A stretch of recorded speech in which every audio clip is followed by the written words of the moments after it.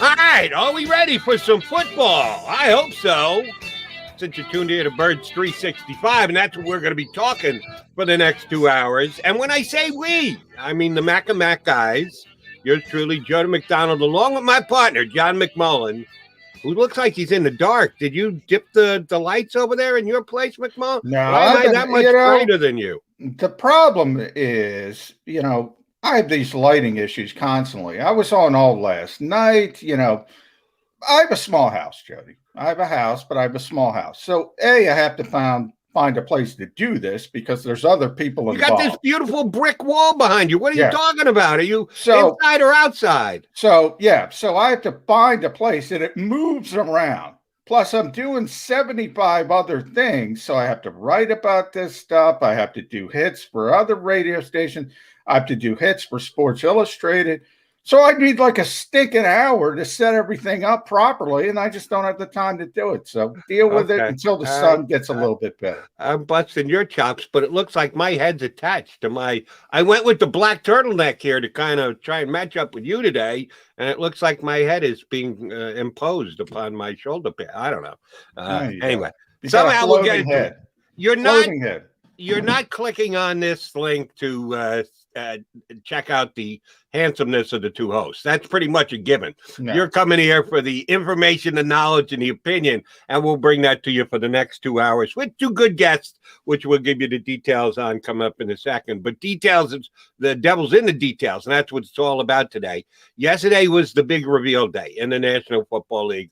All 32 teams, all 17 games, breaking down the schedule from every possible angle that you can. And our main concern, of course, is the Philadelphia Eagles and their 18-week, 17-game schedule. We knew who the Eagles' opponents were going to be. We even knew where the games were going to be played. What we didn't know was when and what weeks and what groupings they would be in. We now have them, and the Philadelphia Eagles have, at least by one metric, the easiest schedule in the National Football League. Their opponents from last year compiled the worst record of any team that someone will be facing off against this year. Johnny Mac, that's a good sign. There's no other way to slice it other than your schedule is what your schedule is. You got to play who you got to play. You might as well have an easy road. Yeah, I mean, look, I'm not a big fan of that metric. I don't think it's too important as far as, counting up the wins from last season and thinking that's going to carry over. But nonetheless, I mean, you're right. The Eagles' schedule, if you look at where these teams finished last year, let me pull it up for you. 117 and 155, Jody. That's pretty bad. Yeah, that's pretty bad. The point differential, get this, negative 554 when you add all those teams and their point differentials up. And then you talk about there are 3 teams with winning records from last season on the schedule. The two obvious ones, the Kansas City Chiefs, the Tampa Bay Buccaneers, who were in the Super Bowl. So obviously they're pretty good teams. And then the New Orleans Saints. I was going to say, the only one that, in addition to, they beat last year. And by the way, it's got his huge win against the Saints. There's no Drew Brees as well. Drew Brees' era is over. So, I mean, this is as easy as it gets. But I can't believe the negativity. I'm getting killed all week, as you know, Jody, and you're partially involved in this, for pointing out to people that Jalen Hurts isn't Joe Montana yet, pointing out that there are other people in the league, personnel evaluators, who aren't that high on the kid. I'm getting killed, nonstop getting killed. Then these same people are telling me, how are the Eagles going to deal with this schedule? You can't get any easier. Right. If you can't deal with this schedule, you can't deal with any schedule. We had Randy Mueller on yesterday, the ex-GM, ex-executive of the year, Dolphins and Saints. There are no Coastal Carolinas, no Georgia Southerns, no Alabamas versus Vandies where you get a week off. This is the NFL.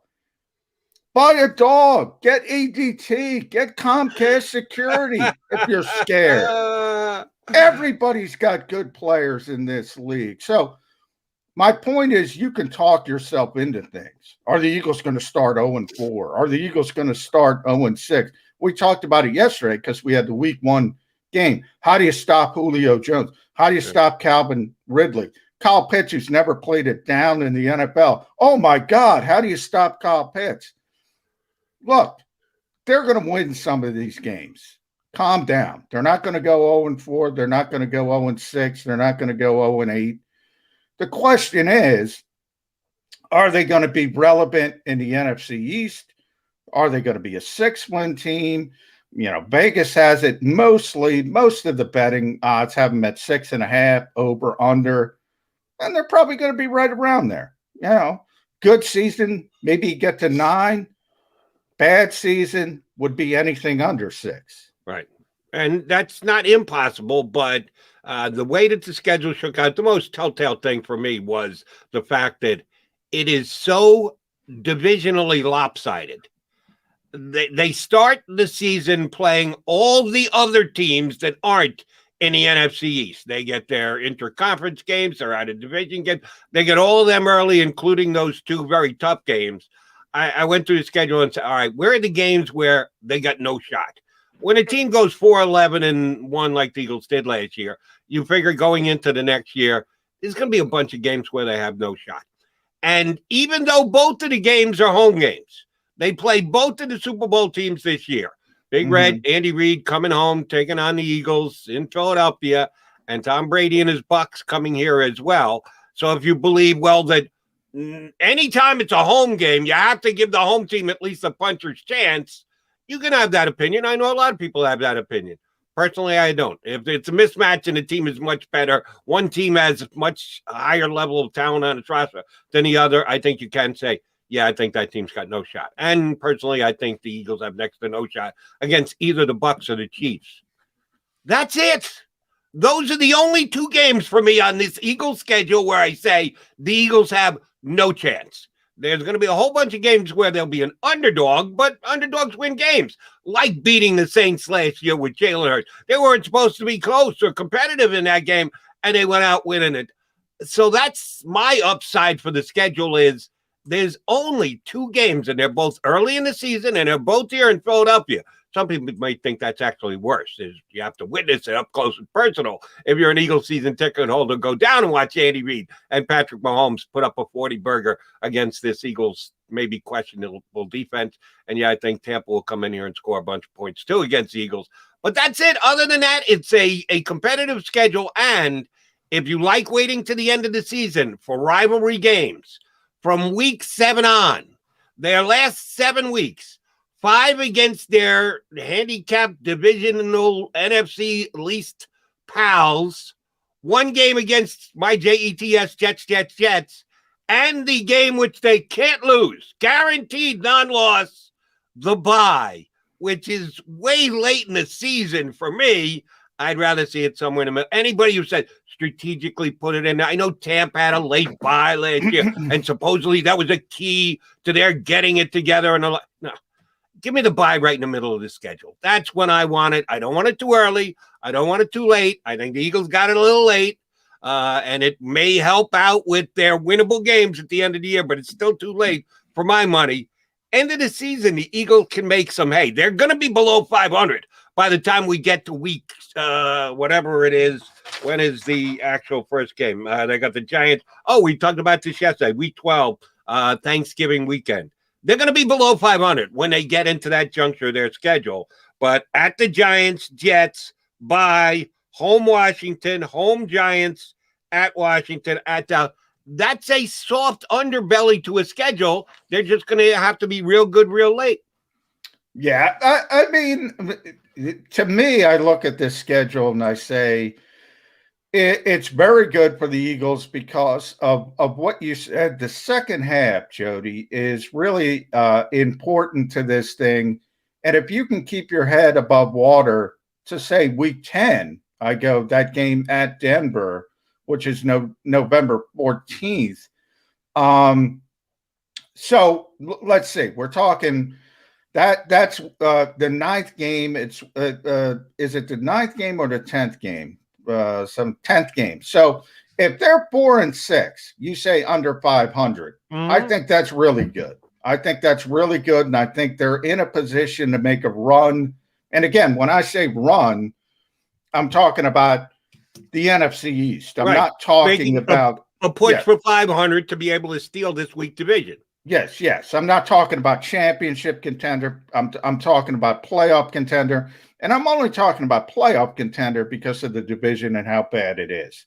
So I think if you can keep your head above water or keep your head near water's level, so to speak, through week 10, then you're in a position to make a run against teams that should be relatively poor. Remember, New Orleans doesn't have Drew Brees.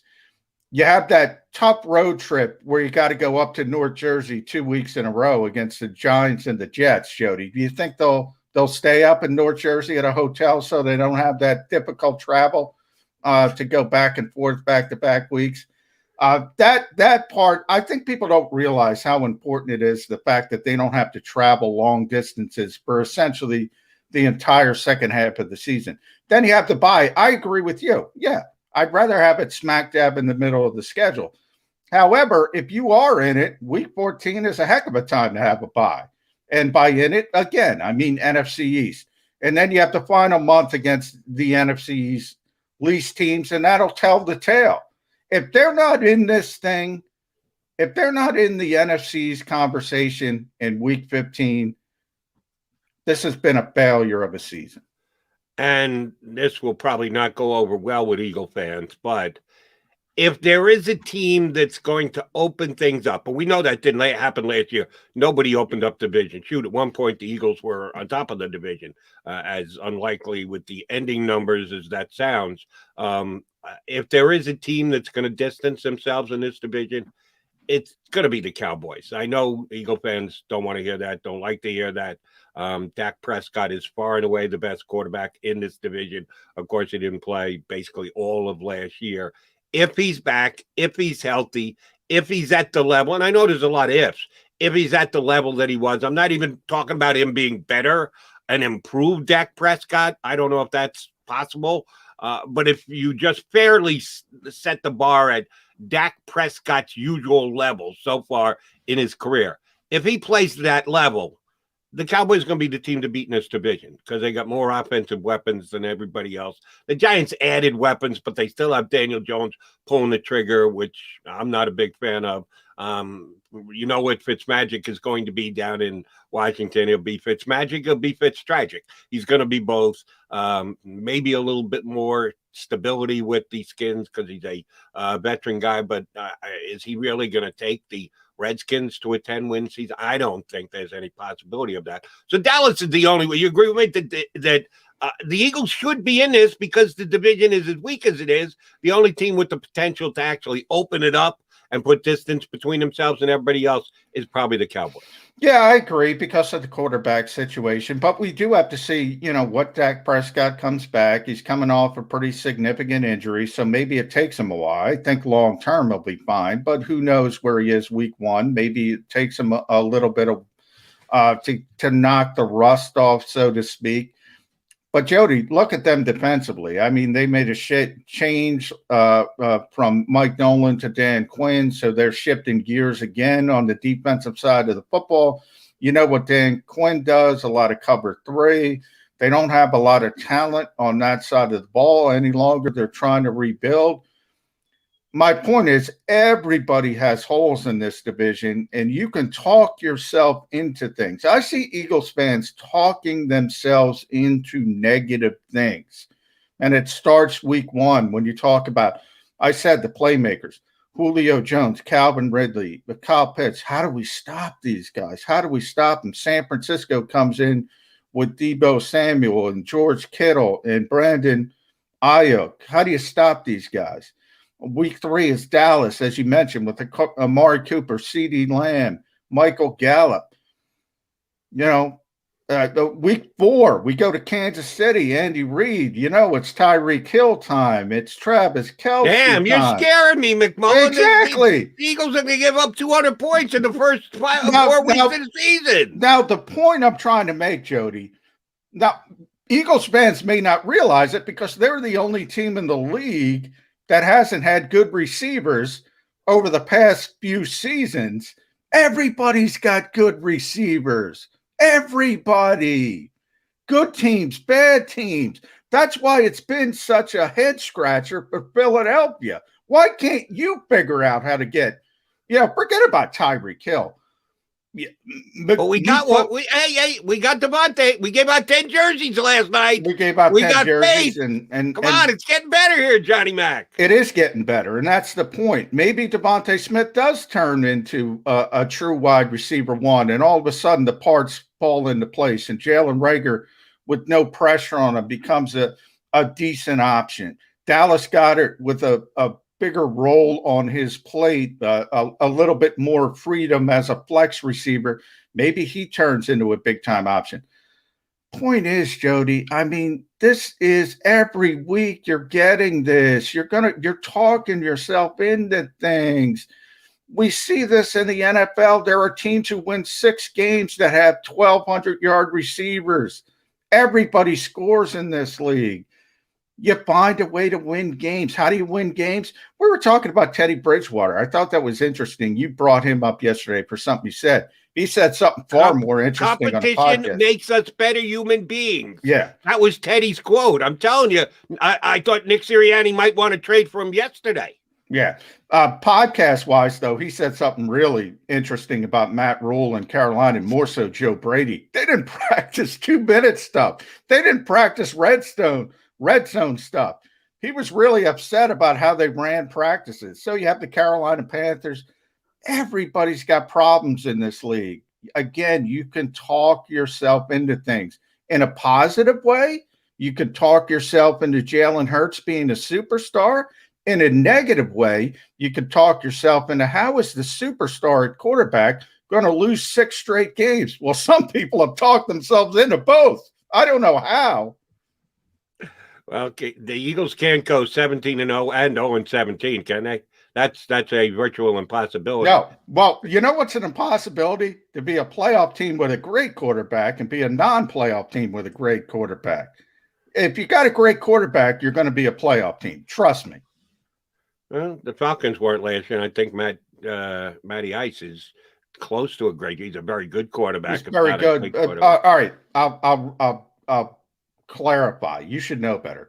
Great quarterback having a good season, you're going to make the playoffs. Oh, okay. Yeah, well, you didn't say that. I'm only going by what you say there, Johnny. Well, I usually don't have to clarify things for you, Jody. Yeah, but I'll sometimes and remember our loyal listeners out there might need a little clarification too. So when I think you need to clarify a little bit, I'll just ask, can you clarify that for me, John McMullen? We'll get a lot of things clarified because coming up next, Rob Maaddi from the Associated Press, been covering the Birds for years.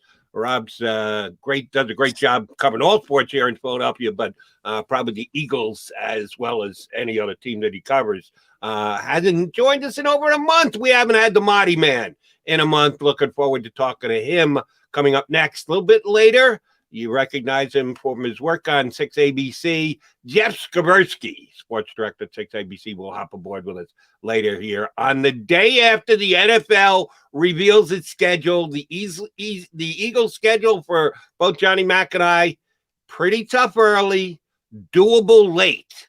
We'll break it all down for you with the help of Rob Maaddi next here on Birds 365. If you missed any of today's show on the JAKIB Media channel, listen to the podcast on your way home. Available on YouTube, Apple, and Spotify. The savoring taste of a good bag of beef jerky is so enjoyable at any time of the day, as long as you can find it. Here's what we suggest. Pure Bull Beef Jerky is our answer, and soon it will be yours. Locally produced in the Philadelphia region, this high-quality, healthy protein snack is easy to secure. Go to steersnacks.com, and you'll see hot garlic, tropical heat, Pure Bull dry rub, and our favorite, Huck and Fod. What's that? Huck and Fod. Go now to steersnacks.com. Welcome to the Wildwoods, the perfect place where you can safely do everything or nothing at all. Catch a wave, take a nap, go for a drive, grab a bite. It's your vacation, and we're doing everything we can to make it a safe one. The Wildwoods. Your vacation, your way.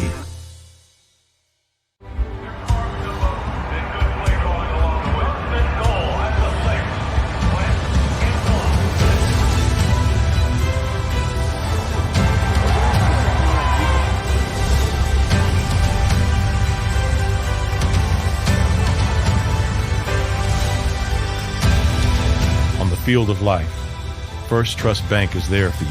Champions on 3. 1, 2, 3. Because Philadelphia dreams deserve a Philadelphia bank. The International Brotherhood of Electrical Workers, Local Union 98, is a proud sponsor of The Labor Show with J. Doc and Krause every Saturday night from 6 till 8 p.m. IBEW Local 98's highly trained and superbly skilled electricians are the best in the business, setting the highest safety standards in the electrical industry. So when you're planning your next industrial, commercial, or residential project, choose an IBEW Local 98 union contractor. Learn more at ibew98.org. In the Wildwoods, our free beaches are spacious and welcoming with plenty of room to spread out.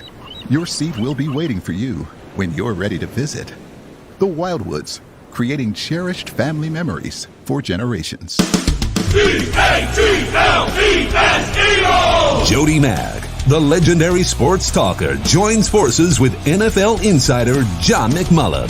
Start your morning with Johnny Mack and Jody Mack across the JAKIB Media Network.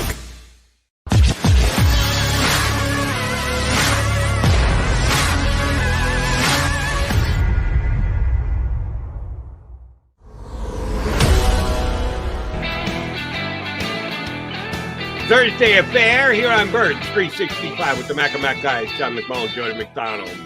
Breaking down the Eagles' 2021 schedule. We haven't gone through it yet with the W's and L's, but we're giving you some first impressions on it. We're going to add a third voice to the mix. He does as good a job as anyone in town covering the Birds. He does it for Associated Press. You'll catch him every once in a while over on 97.5, The Fanatic here in town. Our buddy Rob Maaddi. Well, Maaddi hops aboard here with us on Birds 365. Maaddi, man, how you been? What's up, guys? 17-0. Right? Yeah, I like the optimism, Rob. I'm stunned how negative, how pessimistic. You know, I always get killed for being too negative, but I'm surprised how many fans. I'm not a great fan of the metric of looking at last year's records and saying it's going to move forward, but if you do, look, the Eagles have the easiest schedule in the NFL. And by the way, it's no coincidence Dallas is number 2 because they're both in this division. That plays into it a lot. But talk about the schedule as a whole. What stood out to you? I know what stood out to me. Interested to see what jumped out at you. Man, the number one thing that stands out, guys, is the fact that over the course of the last 2 months of the season, they don't have to get on a plane. Yeah. You got 4 home games, a bye, and then train rides to North Jersey and a train ride to D.C. to Maryland to play the Washington football team, and that I think is a big deal because you're not getting on a plane, you're not flying, and of course it's not like if you're going making short trips, but still I think it matters. I think that'll benefit them. And perhaps towards the end of the season, in this division, I don't see anybody running away. So I do think that the Eagles, coming off a 4-win season, even though I project them in the 5 to 7 range, there's a lot of ifs and if a lot of different things and several variables fall right, they could be in a mix in an NFC East where 9 wins is good enough to get it. Right. And you make the point about travel and they don't have to get on a plane and it's all easy trips. When you do have to make trips, even more important than number of miles traveled, they're not good teams. No. You know, I'm a Jet guy, but the Jets were god-awful last year. We got to find out what Wilson's going to do, new coaching staff. I know Washington won the division last year, but they got to show it to me again this season. They won it with a below 500 record. And the Giants made some nice additions. They gave Daniel Jones more weapons, but he's still Daniel Jones, and they didn't upgrade their defense quite enough for me. That's even more important is the teams that they're playing aren't all that good. And yes, 2 of them are basically divisional rivals, which if you can't win in your division, you don't deserve to win a division anyway. Now, you're exactly right, Jody, because that is a favorable schedule. Obviously, as John had said, you got an easy schedule. You're playing a last place schedule, and it is favorable, and you're playing. I do think the Giants are going to be slightly improved. I like what they did over the course of the second half of last season, but to your point, it's still Daniel Jones. Saquon Barkley coming back. If he can come back, he's going to be a big factor for that offense, and I don't see any reason why he won't come back and be healthy on that knee. Washington, yes, with Ron Rivera, the team seems to be trending in the right direction, but what's their quarterback situation going to be like? Are you scared of Ryan Fitzmagic or Taylor Heineke?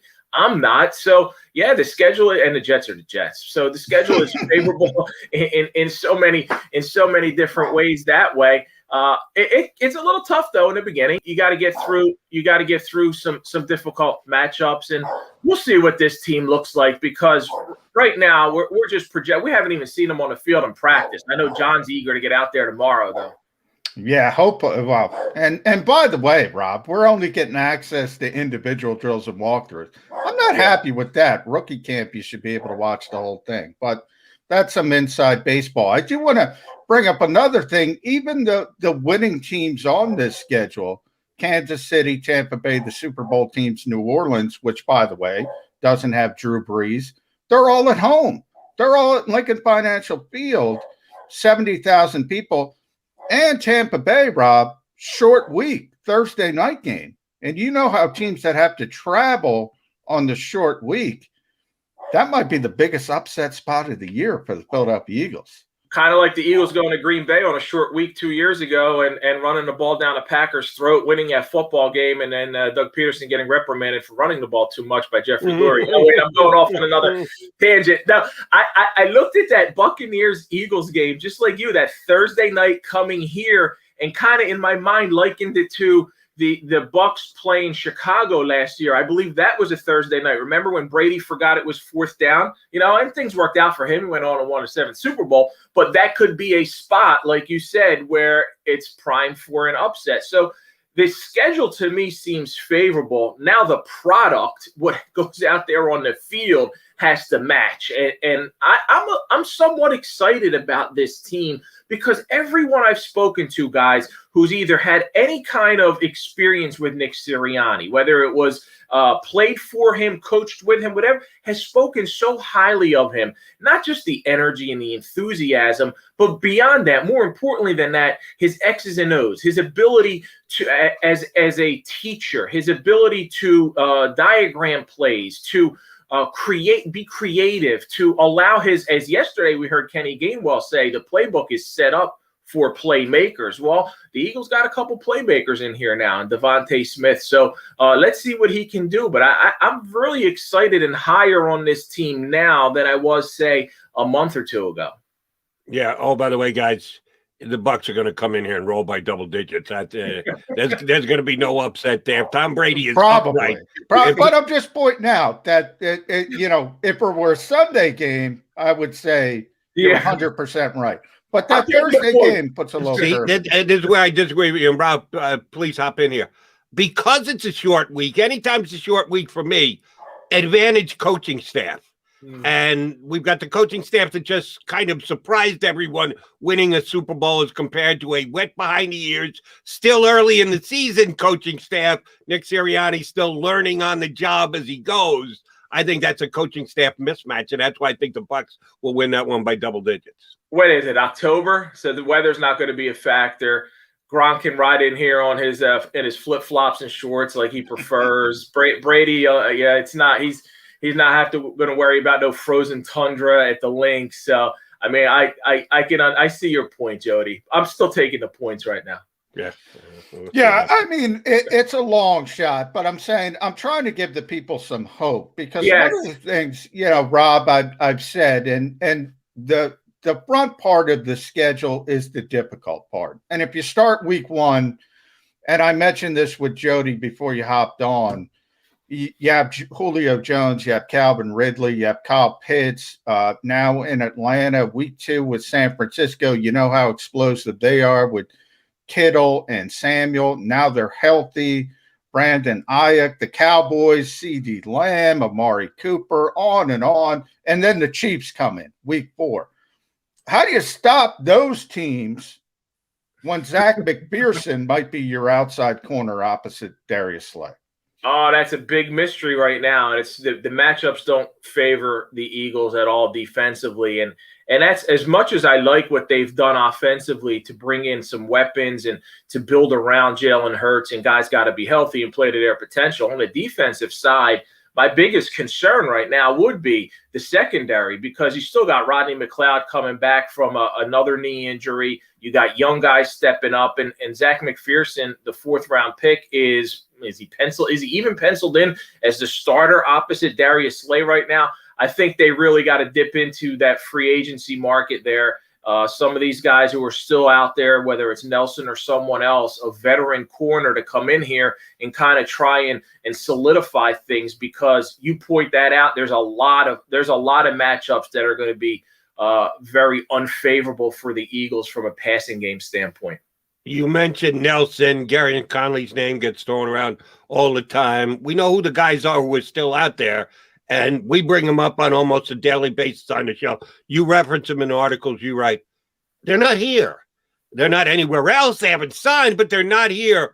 What is the whole – are we trying to get them for $200,000 instead of paying them $2.9 million? I'd rather pay them $2.7 million. It seems to be a glaring need for the Eagles, and these guys are still looking for a job. Why haven't they been able to get one of these veterans to jump and bite and be given a job as a starter? I don't know how many other teams are out there where you've got a free agent like the two guys I just mentioned that you go, oh, when you sign with us, we're pretty much guaranteeing you a starting spot at one of the corners. Why hasn't this happened yet? It seems so simple and too easy, and you question why not. Is it a matter maybe of the calendar and you're waiting till June 1st and the Zach Ertz situation to play out and then have a little bit more flexibility with the salary cap and the money? Perhaps that's the case. You want to see what these young guys can do in rookie camp, although I don't know how much they can show you to convince you that they're the answer at that position. So Jody, the only reasonable, logical way I could look at it is if they're interested, and in Nelson's case, I know for sure they're at least interested. Perhaps it's just a matter of waiting on June 1st and then having a little bit more flexibility with the salary cap, because Zach Ertz isn't coming back. No, he's not. And Rob, you bring up a good point with the June 1st aspect. I think you saw a report yesterday, and you know better than anybody else how these things work. And Nelson's, 14 teams are interested. It might have been 17. Of course they are. You sure it wasn't all 32? Exactly. So you know by that things aren't going the way they expected. And I look at Steven Nelson. He's a good player. He's not a great player, but nobody can give him a better opportunity. He walks in here tomorrow. He's a starting corner opposite Darius Slay. So ultimately, I think the Eagles can play this waiting game. And also, Howie Roseman brought up Ronald Darby in 2017. They made that trade in August. So there are still different avenues. One thing I think you'll agree with, and tell me if I'm wrong, there's going to be another corner on this team at some point. Yeah, I'd be surprised if there isn't, guys. I really would be, because you're so thin. You're so young there. And Avonte Maddox last year did not step up clearly and take over and solidify that spot outside. Perhaps he moves inside. Now, a lot of people will tell you maybe Jim Schwartz's defense had something to do with Avonte's decline, with the lack of progression for some of these cornerbacks. And maybe that is the case. Maybe with a new defensive coordinator, the system can help some of these players step it up. But all of that said, I still believe they're going to bring somebody in. When Howie flat out says, hey, we could wait on this and maybe even make a trade, and not to compare this team to that 2017 team, although going into that 2017 season, I don't think anybody had him as a Super Bowl champion. Yeah. I had him at 9 wins. Yeah. I didn't have him going 13-3 and going on to win a Super Bowl. But then again, I don't have this team at 9 wins either. I still got this team in the 5 to 7 range. But you get the point. There are guys out there that are going to be available, that are still available, and it's just a matter of evaluating the talent that you have, get some flexibility, and go out there and make that move.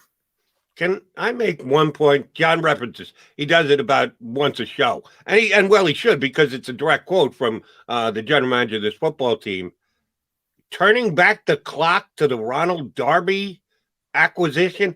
Did I sleep through the Ronald Darby era here in Philadelphia? Was it something that we're writing home about, that it was one of the greatest acquisitions of all time for the Ronald Darby came in here and it was okay at best.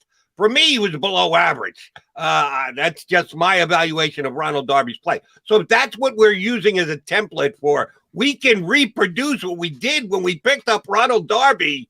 You better do better than that, Howie. The Ronald Darby era here in Philadelphia was nothing special for me. Sorry for being negative. I'm taking Johnny's role here, but I'm just being honest. What did Ronald Darby do when he was here in Green? Jody, how quickly we forget. Ronald Darby was the starting quarterback for a Super Bowl champion. They allowed 500, 2 yards, 505. Yeah. If not for Ronald Darby, it may have been 600. And it would have No, but I think Rob is right. And to Howie's credit, the point is, no, we're not going to get a superstar, but we can get a competent option. And what he's trying to say is we want a Super Bowl with Ronald Darby. So by definition, you can find a competent option even later on in the process. So that's where I think he's going that route. Not that it's Deion Sanders, but I do want to reverse to what you said about Avonte Maddox, Rob. I do think people are writing him off. Now, perhaps you have a different coaching staff. Jonathan Gannon, who we don't know a lot about, but we look at Indianapolis, we can look at Minnesota, plays a little bit more zone, at least we project him to. His history is with cornerbacks, so maybe he can develop. That's a big part of this new coaching staff. I think player development has lacked in recent years. Who's to say Avonte Maddox can't develop? I agree, and I think that's a big part of what the upside of this coaching staff is, this young coaching staff, because we've heard Howie and I believe even Jeffrey Lurie kind of allude to this without totally throwing Doug Peterson and that coaching staff under the bus. But I think there's a segment or a feeling that, hey, we drafted some of these guys that everybody's writing off as busts, and they just weren't coached up properly. And with the right coaching, they can develop. And Avonte's one of those guys who actually showed us even more than some of the play, like a J.J. Arcega-Whiteside or a Jalen Reed. Like Avonte showed us a couple years that he's got some talent. He could play. His rookie year, he was really good, right? And then for whatever reason, he had some injuries, took a step backward. I'm hopeful that this coaching staff can develop these guys. You hear, I spoke to even a couple veterans on the team, a Brandon Graham, who talked about how much the teaching and the coaching is different and seems to be something that can benefit the younger players. So when you see a veteran player and then you see young guys embracing these philosophies, the coaching, we make a lot about the youthful enthusiasm of this coaching staff, but I think it's their ability to communicate with the younger players and get them on the same page and build that chemistry, I think is going to be the big key to this team. Rob, I'll play Johnny Mac's role for him again here. We haven't had you on since the draft. Will we, 5 years from now, 6 years from now, be lamenting the fact that the Eagles passed on Justin Fields? We both I specifically do, huge Devonta Smith fan, was calling for the Eagles to draft him, couldn't believe they'd even have the chance to draft him. So I know that's who they drafted, so it can't be all bad. It's going to be good because Smith's going to be a big-time player. But the Eagles did pass on the quarterback position, and they are going to give Jalen Hurts the shot this year. But I think Justin Fields has got a chance to be a really special player down the line. Are we going to lament the fact that the Eagles didn't make a quarterback adjustment in the 2021 offseason? I don't necessarily feel that you're going to lament that they passed on Justin Fields, because I think Jalen Hurts really has a chance to develop, right, if he's developed properly, into a solid quarterback. I look back at this, though, and I was shocked. Jody, I was stunned that they moved up to take Devonta Smith, because when I was on here with you guys and on other shows I've done, I thought they're going to trade, but I thought more likely to trade back and end up with one of those players in the trenches and get an extra pick. And then I saw what the Bears gave up to move up to get Justin Fields. And I think the move that, although not popular because everybody's in love with Devontae Smith, and rightfully so, the kid's not only talented, but just talking to him a few times, John, he's really polished. He's very mature, and I think that's going to bode well for him. But had they made that, stayed put and made that trade with the Bears and added a 4th first-round pick next year, you could have gone down to 20 and got a solid player at 20 and then had potentially 4 first-round picks next year, to where if Jalen Hurts isn't the guy, forget about drafting Justin Fields. Those 4 first-round picks could have been used for Aaron Rodgers, Russell Wilson, or Deshaun Watson. So to me, that was the one that I go, I'm not going to kill a pick where you take Devontae Smith because he's the people's choice. And I think that played into it, guys. Don't think that it hasn't been lost on Howie Roseman and the organization how popular of a pick Devontae Smith is. And I think that may have played just a slight role in it, but forget about that. I would have traded back and gotten and tried to acquire that 4th first-round pick. Beautiful, Rob. You just foreshadowed my exact Billy Boys column today that's going to run this morning. If you go back to 20, y'all must read. Yeah. If you go back to 20 and you're getting an extra first-round pick on top of it, and think about who was on the board. You had wide receivers. You had the Batemans of the world, the Tonys of the world, who I'm not in love with. Right. Caleb Farley was on the board. Yeah. Who knows if he was red flagged by the Eagles or not? Then you had the edge rushers, the Kwity Pays of the world. There were a lot of players that could fit need. Plus, you're getting that extra first-round pick. And, if Carson Wentz holds his water in Indianapolis, I think we all think he's going to do that. That's 4 first-round picks next year to go get whomever you want. For a general manager that is known for value, that was the value. There it was staring you right in the face. Or just take the quarterback, Justin Fields. Take the quarterback. Yeah, let me hop in here. Quarterback factory, guys. Hold on. Both of you guys are out in left field. For whomever. Let's go through the options of whomever. Chances of Aaron Rodgers being a Philadelphia Eagle. Percentages. Give me a percentage, boys. 5%. I'll go less than that. Yeah, less than that. Okay. Russell Wilson. Give me the percentage chance he's going to be a Philadelphia Eagle. With 4 first-round picks to dangle out there to get Russell Wilson. Give me the percentage chance Russell Wilson's an Eagle. I'll let Rob go. I'll go higher than Aaron. I'll go 15% on Russell Wilson. I'll go way above that. Russell wants out of Seattle. I'd go 40%. Yeah. Okay. 40? Yeah. Did you say 40, McMullen? 40? Russell Wilson wants out of Seattle. Unless they repair that relationship over the year, by this time next year, I'll probably be up over 50 if they want to go in that direction. Whoa. They would have already made the decision. They love Russ. Rob will tell you. He is their white whale. He is their white whale. I might be able to make some money off this deal. I think that's got next to no shot at happening.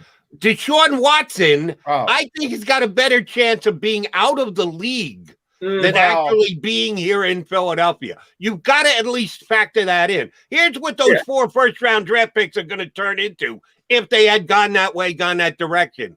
Sam Howell, Spencer Rattler. That's what you're going to end up with. Another quarterback who's never played a down in the National Football League, at least my evaluative opinion, nowhere near the class of this year's quarterback draft.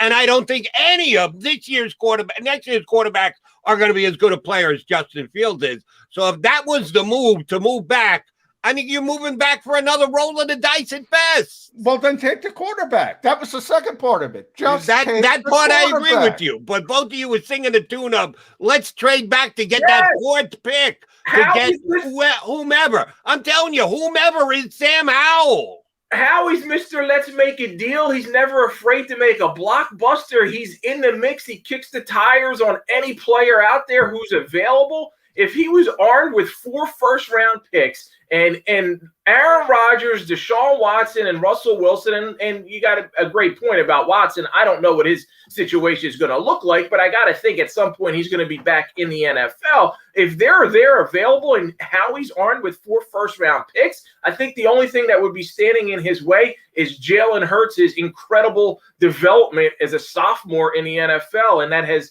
yet to be determined. Well, Rob, all right. Let me just make one more point. Now, shut up, I promise.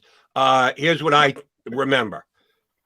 Jaleel Okafor, Markelle Fultz, Ben Simmons, being able to wheel and deal and be in position to get great guys coming out of the draft doesn't really guarantee you anything. No, when you get adults running the room like Daryl Morey, things seem to come together. But when you just willy-nilly going back, let's go back to the draft. Let's go back. High draft picks. It doesn't guarantee anything. How many championships has Howie won? How many championships has Daryl Morey won? Just throwing it out. Daryl's only been here 1 year. How many years has Howie been here? He didn't win in Houston. Yeah, he's been teams. No he's titles. been in the NBA for a long time, Daryl Morey. Yeah. But the only thing that matters in Philadelphia is Philadelphia. All those other years are relevant. To Rob's point, I want to take the 10,000-foot view at the quarterback position as a whole, because I do think, Rob, all this team talks about is quarterback, how important it is, how important the backup quarterback role is. And all of a sudden, they have a quarterback sitting there and they go in a different direction.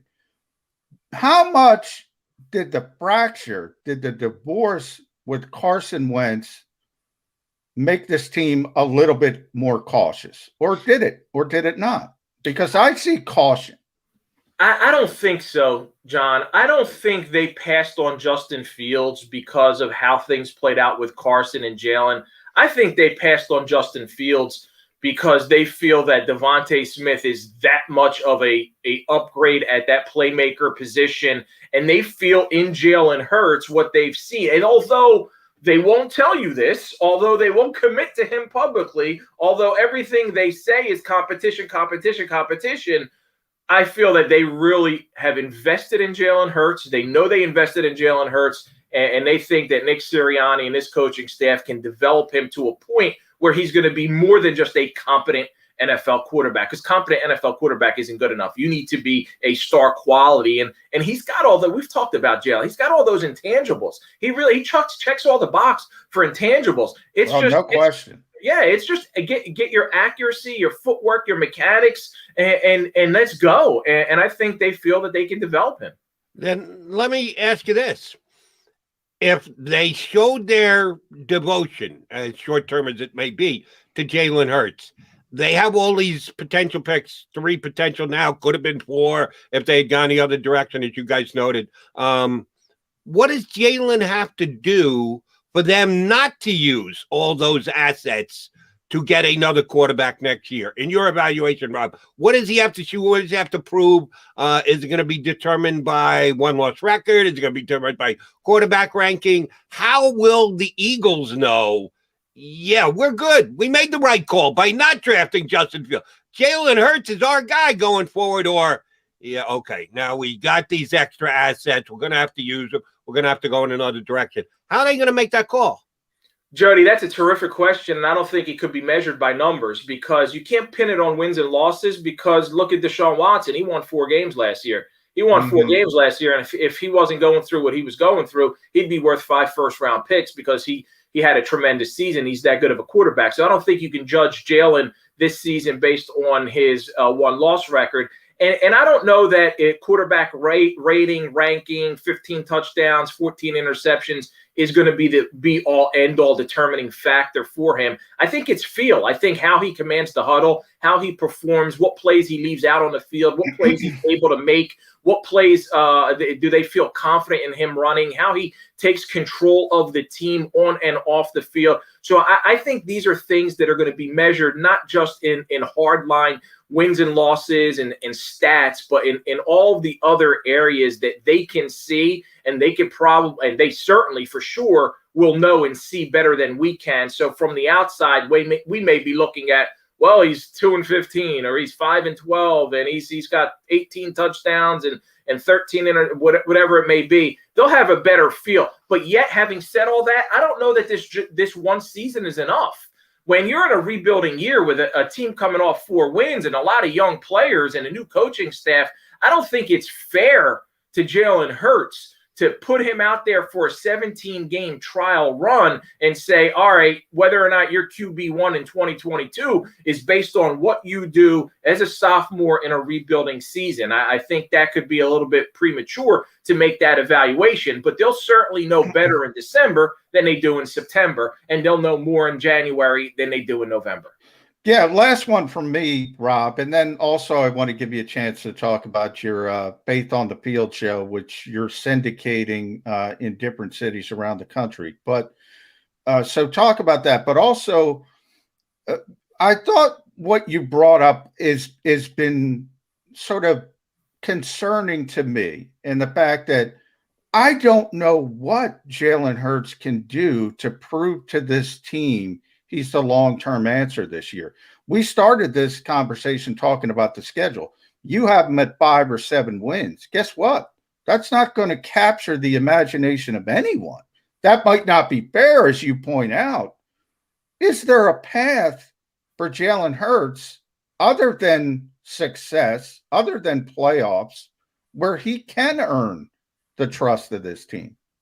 I think how he handles adversity, guys. I think that that's sometimes an overlooked intangible, an overlooked factor. But you're going to have ups and downs in the NFL. You're going to have weeks where he goes out there and he throws a pick that's going to cost them the game, or he's going to misread a play and he's going to end up sacked, fumble, and it's a big determining factor in the outcome of a football game. How does he handle that? How does he bounce back from that? How do his teammates rally around him? How does he get his teammates to be supportive and have just trust in him and be positive about him going forward? How does he handle the media pressure? How does he handle the city? I think all of those things are going to be kind of weighed into it. And I think knowing Jalen just a little bit, right? Just seeing him a little bit, I think he can handle all of that stuff. So it's going to come down to how he develops, how they view him, how they see him.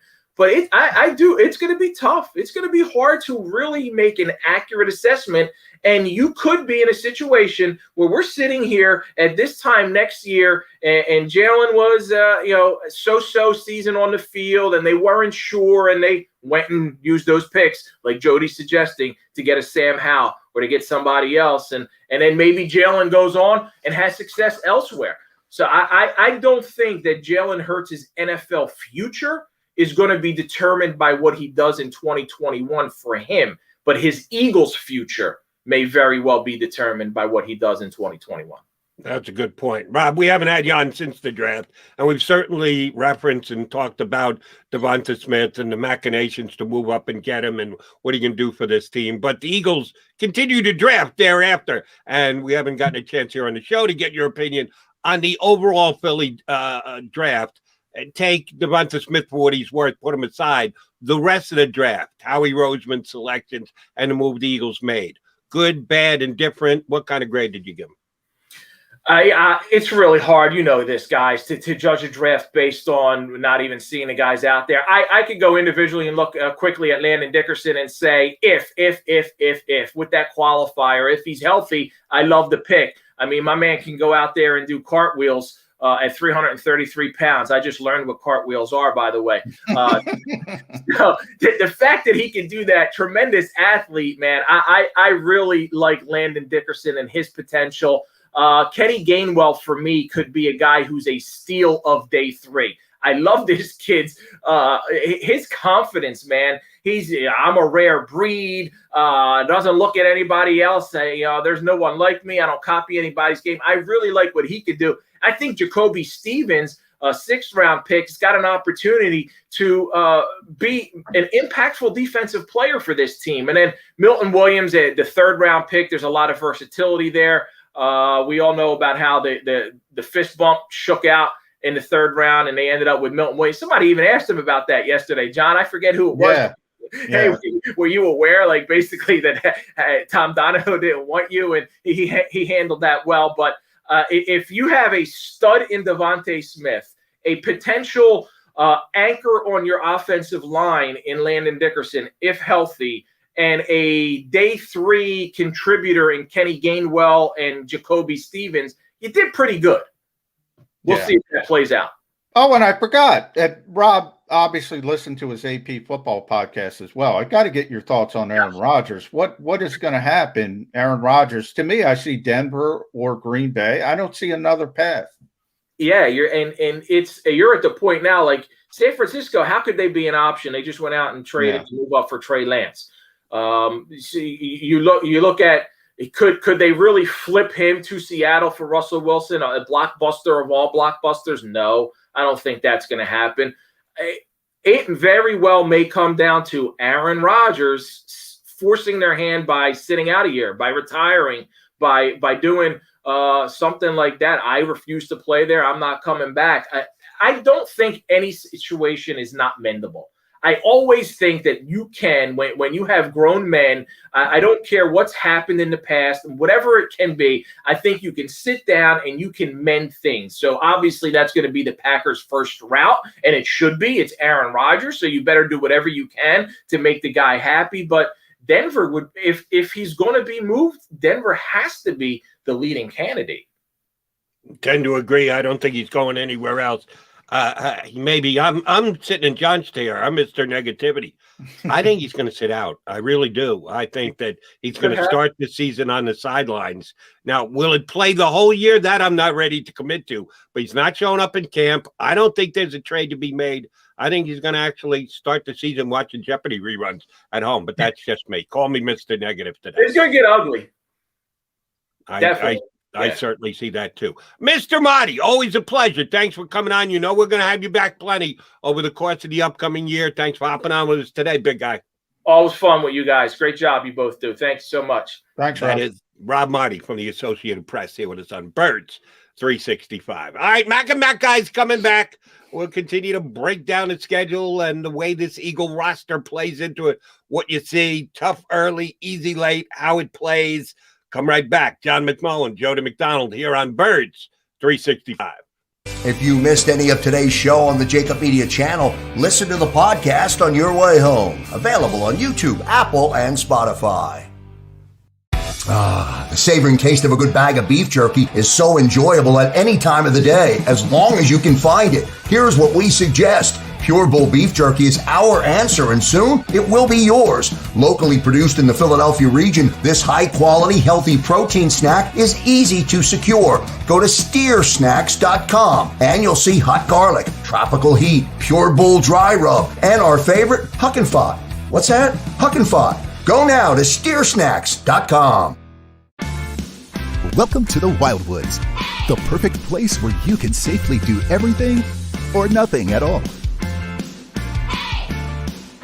Catch a wave, take a nap, go for a drive, grab a bite. It's your vacation, and we're doing everything we can to make it a safe one. The Wildwoods. Your vacation, your way.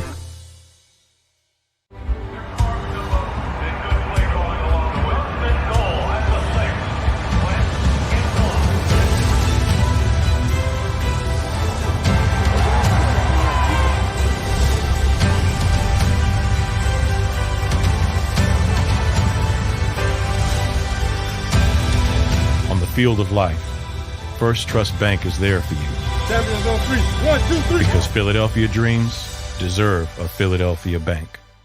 The International Brotherhood of Electrical Workers, Local Union 98, is a proud sponsor of The Labor Show with J. Doc and Krause every Saturday night from 6 till 8 p.m. IBEW Local 98's highly trained and superbly skilled electricians are the best in the business, setting the highest safety standards in the electrical industry. So when you're planning your next industrial, commercial, or residential project, choose an IBEW Local 98 union contractor. Learn more at ibew98.org. In the Wildwoods, our free beaches are spacious and welcoming with plenty of room to spread out.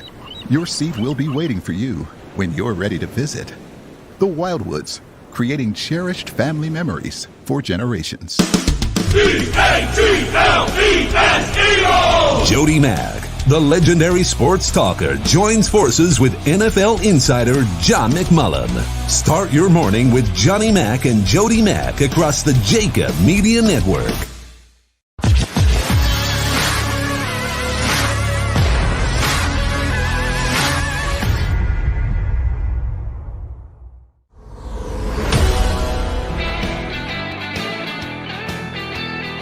It is a day after the schedule release episode of Birds 365 here on the JAKIB Media YouTube channel. You got the Mac guys right now. A little later, you get the middle. Did I get this information? Aton, did you tell me before the show? Aton was down on the Birds for this upcoming season? I don't know. Somebody will get from Xander. It was either Krause or Aton said, what if they start 0-6? I don't know which one. The boss man had him 0-6. Yeah. Get out of here. Yeah. He asked me that question late, but it was late. So maybe I was tired. Maybe I didn't understand it. As a matter of fact, I think you and I should get on the record. Again, I'm asking you here at 9 o'clock on a May morning. The season doesn't start till September. It doesn't end till January. That's a win, Joe. So that's a win. This is very much in advance, and we will give you a lot of latitude. I'm going to take latitude in what I think the Eagles season is going to be. The first game is September 12th. So the only thing that matters for us here on the Birds 365 show is what we say on September 10th. You really do need to get on the record prior to the start of the season. So we'll be doing a show on that Friday before the first game of the season. And yes, then we will say what we think the Eagles are going to go. And we are held accountable for that, either praise for our accuracy or just absolutely beaten to shreds for our negativity and being inaccurate. Well, and that's the way it's going to play out. But I do want you to give me your W's and L's. We're going to go through this together, Johnny Mac. And I will say this. I even forget what year it was. It was one of the last. Maybe it was the first Chip Kelly year. I think it was post Andy Reid. I do believe so. Going down the list, and this was right before the season started, not the do it in May before the entire offseason is put together and free agents later signed and the team is changed over in camp and everything. No, this was right before the season started. I gave my opinion on what I thought the Eagles were going to go, and I did so going through the record one by one. And I had the Eagles at 10-6. And the Eagles ended up that year at 10-6. That's not so bad. I looked like a stone cold genius, except for one thing. When you went to the individual games, I was actually 3-13. If you just went game by game on my predictions on each game, I was 3-13. But I had the Eagles at 10-6, and they ended up 10-6. So that tells you you can have the greatest feel for this and believe you know what you're talking about. It all depends on how you want to slice it. You can either make yourself look real good or real stupid. And I just stuck with It's interesting honesty. you say that because in a wide view, I think this team is going to win 8 games. Now, can I look at the schedule and get 8 games? I don't know if I can. So it's going to be interesting that you brought up that story because just thinking about this team, I think they're going to be a little bit better than people think. I don't think they're going to play 14 different offensive line groups. I think the offensive line is going to be much improved. I think the team as a whole is going to be a little bit better, not a lot better, but a little bit better than people think. And I look at that 6.5 number and I say, I'll probably get them to 8. But can I get them to 8 when looking at the schedule? 6.5 being the key over-under number for those of you who like to wager on your football. That's where most of the betting outlets have it at this point. The Eagles over-under for the season at 6.5. Remember, that's 17 games, not 16. We've been dealing with 16 forever. Everybody's got another chance to win an extra game or lose an extra game. So 6.5 seems to be doable for the Eagles. All right, Johnny Mac, you ready to go through this game by game? I'm going to give you the matchup. I need the John McMullen, Jody McDonald prediction. All right, week 1 in Atlanta against the Falcons. 1 o'clock start, which, by the way, I don't think we mentioned that. Eagles with a ton of Sunday at 1 games. Yeah, now, I love that. I love that personally. John's looking at it from a work standpoint, that Yes. it's good for him to have Sunday at 1.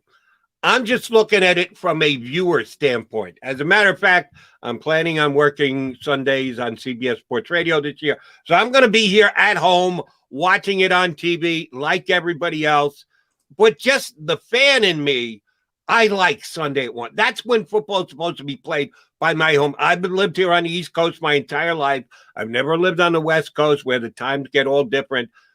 I just like Sunday at 1. And Eagles have a ton of – they only got 2 West Coast trips. They got 1 game against West Coast team coming here that they have scheduled for 4 o'clock as of now, but and 2 primetime games. The great majority of their games are Sunday at 1 that I love, and I know John likes as well. Sunday at 1, opening week at Atlanta against the Falcons. Win or loss? That's a loss, Jody. That's a loss. You're going L. I'm going W. I say they beat the Falcons. Wow. 41-37. It's going to be a high score. Write that one down now. They will not make the over under 70. So I think there will be over 70 points scored in that game. So I think there is an over under. I tweeted it out, at least from one sports book. I think it was low. It was 46.5. Oh, love the over in that game. Those Eagle cornerbacks are going to get crushed. But Jalen Hurts making plays with his legs, blah, blah, blah. Turnovers that lead to touchdowns. High-scoring affair that the Eagles find a way to win. That's a loss, Jody. That's a loss. Week 2, at home, San Francisco. First upset of the season. Eagles win. A home opener for them. San Francisco coming from the West Coast. 1 o'clock game, as you mentioned. We know how difficult that is. A time game for a West Coast team. That makes it difficult. First time since 2019, 70,000 lunatics in Lincoln Financial Field. That's too much for Jimmy Garoppolo. That's a loss. You go win, I go loss. So we have been on the opposite side of the first 2 games. Win on the road for me, loss at home. You've got a loss on the road, win at home. You might have the advantage there, but we've got them both 1-1 after 2 games. All right, week 3. Down to Dallas to take on the Cowboys in Texas on a Monday nighter, 8:15 start on ESPN. I'll just tell you ahead of time, this is going to cut to the chase a little bit. I'm going to pick them to split the division, that they will split with Dallas, split with Washington, split with the Giants. I don't think they're that much better than anybody else. I surely don't believe they're that much worse than anybody else. So I am going to, in advance, tell you I will take the 3 home wins with the divisional opponents, and I will tag them with a loss on each of the road games against the divisional opponents. So in this case, I got to go L against the Giants in Dallas. Which way are you going? I agree with your thought process. I think they're going to split in the division. Potentially, we'll see where we get. They might lose out against Washington, but I definitely think they're going to split with Dallas and the Giants. I'm gonna topsy-turvy it though. I'm gonna say Dak Prescott isn't playing at a high level week 3. I think the Eagles are going to get it done, but to foreshadow, then they're going to lose week 18. I still can't get used to saying that. So I think they're going to win in Dallas, lose in Philly against the Cowboys. Fair enough. So you've got them at 2-1. I've got them at 1-2. Next week at home against Big Red and the Kansas City Chiefs. Oh, they're getting boat raced there. They're getting boat raced. And people are going to be – that's going to be the 44-14 game right there. I think they're going to lose. I actually think the Tampa Bay game might be the bigger blowout of the 2 losses against the former, just last year's Super Bowl participants. But the first time the Mac and Mac guys agree, Andy Reid's going to get the By the way, you know, all the teams, real quick, Jody, come out with their schedule release tweets and they do some inventive things. You got to check out the Chiefs. It's hilarious. It's just hilarious. Why hilarious? Give me a quick breakdown. Because it's Andy Reid talking about we're looking forward to the challenge of playing every team. They have a clip of him talking about every team Oh, on the okay. Kansas City Chiefs schedule saying the exact same thing. Where is this? Where can I find this? The Chiefs Twitter account. Chiefs It's Twitter account. Okay. tremendous. I will check that out. That's a, did we not listen to Andy every single week say, I got to do a better con choke. It's on me. Got to do a better. That is funny. I'll have to check that out. All right. Week 5 is at Carolina. The Matt Rule Panthers, 1 o'clock on the road versus Carolina. W or L? I'm going win. Back above 500 early. What I mentioned about Teddy Bridgewater saying about Matt Rule and Joe Brady specifically about not practicing like a typical NFL team. You know, innovation sometimes, Jody, new things are not necessarily innovative. You can get away with at LSU because you're killing everybody, but you better practice situational football. I'm concerned about the Carolina Panthers, unfortunately, for my buddy Colin Thompson. I got the Eagles winning against Carolina. Believe it or not, it took us a couple of games, but now we've agreed on 2 consecutive games. We both had the Chiefs losing, and we both had the Eagles going into Carolina and winning. The Thursday nighter, short week, the Super Bowl champion Tampa Bay Buccaneers come to town, Lincoln Financial Field on the Fox and the NFL Network. Bucks Eagles. Yeah, I Thursday tried to give nighter. everybody hope when Rob was on talking about a short week, talking about the travel. But no, the Bucks are too talented. They're gonna win easily. To coin a Johnny Mac phrase, boat race. The Buccaneers will come into town and boat race the Eagles. That one will not be competitive. All right, week 7, out to Vegas. What happens in Vegas stays in Vegas. Is it a win or a loss that's staying in Vegas for the Eagles? I'm going to go loss, but I will say Eagles fans will take over that stadium. I'm very confident of that. So it's going to be almost like a pseudo home game, but I do think it's going to be difficult for them. You know, the Raiders, I don't love. I don't like John Gruden. I don't like him as a coach. I think Derek Carr is okay as a quarterback. It's a feel for this game. I could see the Eagles winning it, but I'm picking the Raiders to win. And I know this doesn't make any sense, but it's the way I've been doing it forever.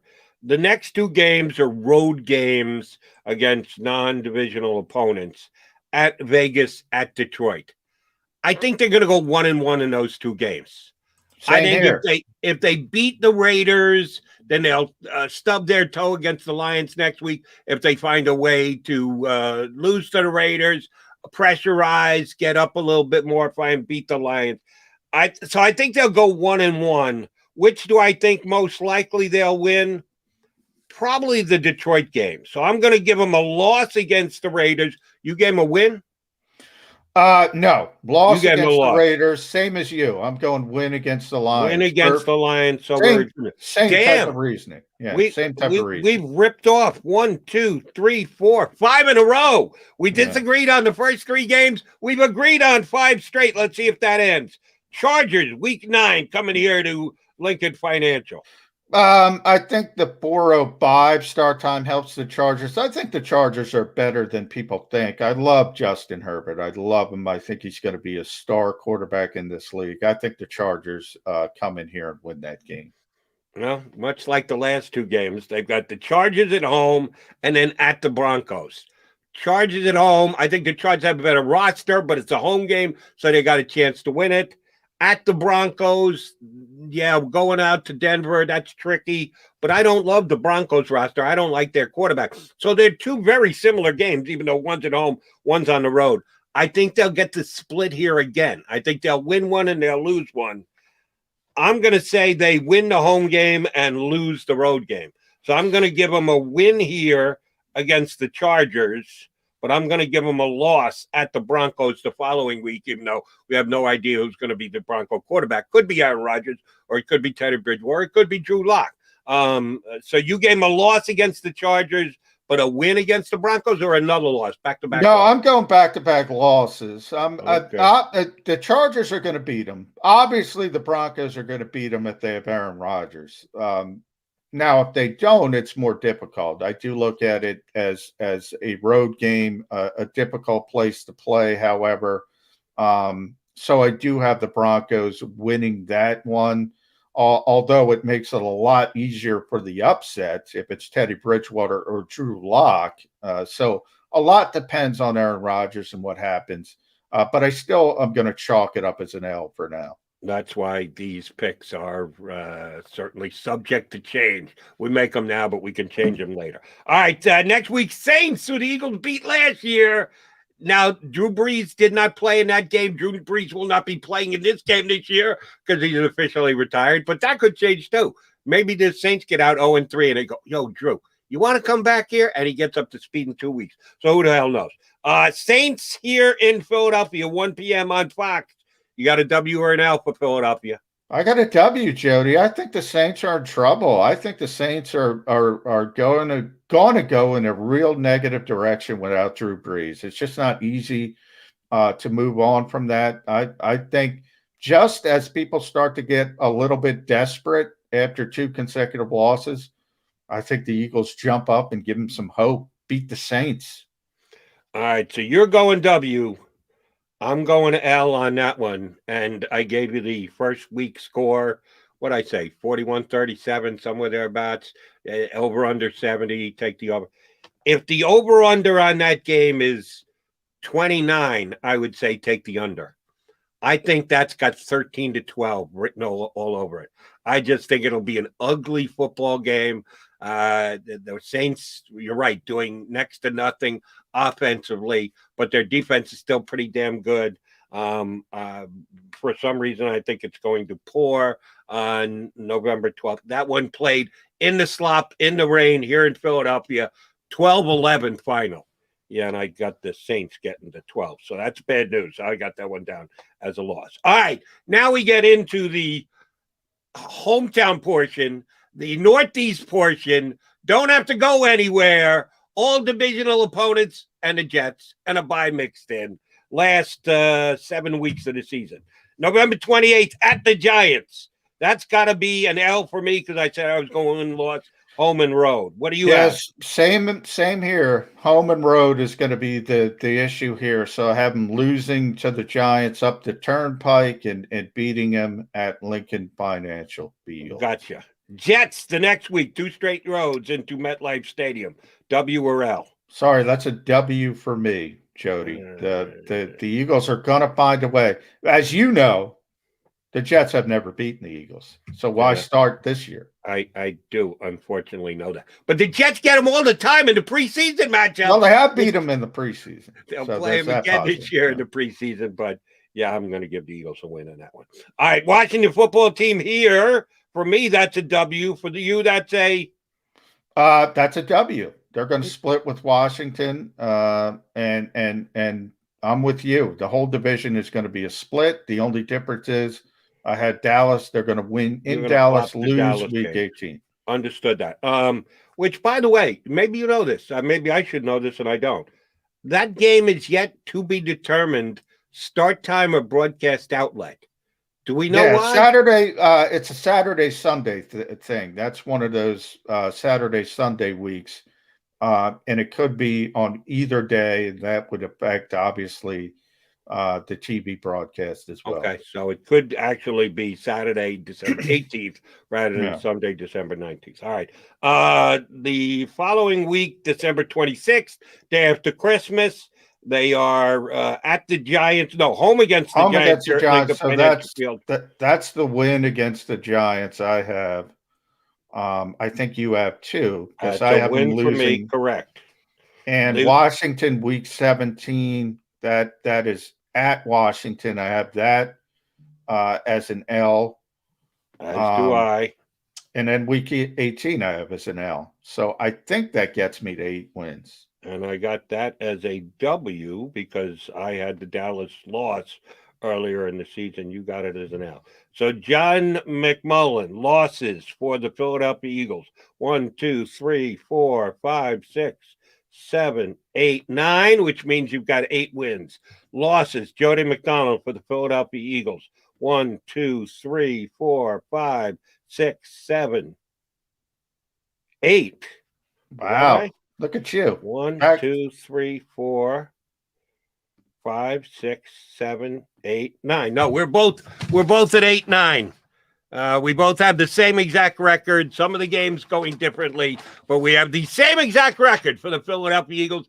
John McMullen's predicting an 8-9 season. Jody McDonald is predicting an 8-9 season. And it's all meaningless, but enjoy it. Right. You can hate us for it. You can love us for it. We're good with it either way. All right. We will get the predictions and Eagle insight on the schedule from our next guest coming up next. You watch him almost nightly. He doesn't do the weekend. Somebody's got to have days off. So God bless the fact that Jeff Skversky gets those. Jeff Skversky of 6 ABC is going to join us next here on Birds 365. If you missed any of today's show on the JAKIB Media channel, listen to the podcast on your way home. Available on YouTube, Apple, and Spotify.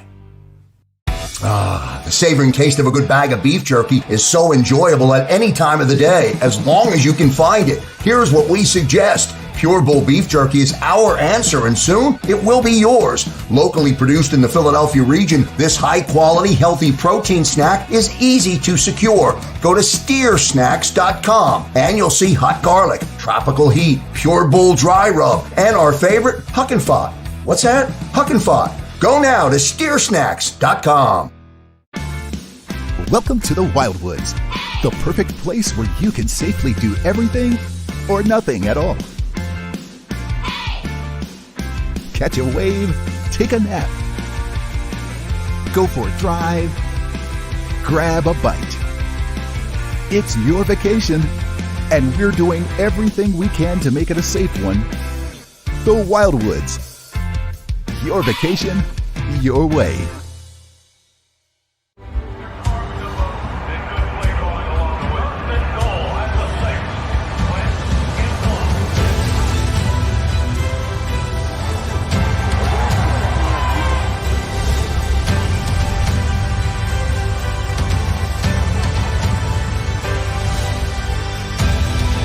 On the field of life, First Trust Bank is there for you.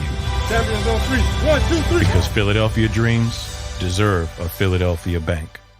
The International Brotherhood of Electrical Workers, Local Union 98, is a proud sponsor of The Labor Show with J. and Krause every Saturday night from 6 till 8 p.m. IBEW Local 98's highly trained and superbly skilled electricians are the best in the business, setting the highest safety standards in the electrical industry. So when you're planning your next industrial, commercial, or residential project, choose an IBEW Local 98 union contractor. Learn more at ibew98.org. In the Wildwoods, our free beaches are spacious and welcoming with plenty of room to spread out. Your seat will be waiting for you when you're ready to visit. The Wildwoods, creating cherished family memories for generations. E-A-T-L-E-S, Jody Mag, the legendary sports talker, joins forces with NFL insider John McMullen. Start your morning with Johnny Mac and Jody Mac across the JAKIB Media Network.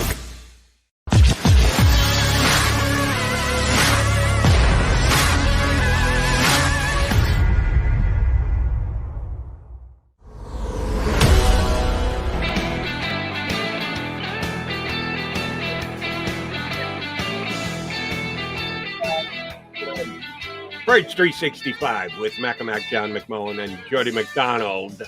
Joining us for the next 15, 20 minutes. Eagles football is a guy you catch nightly.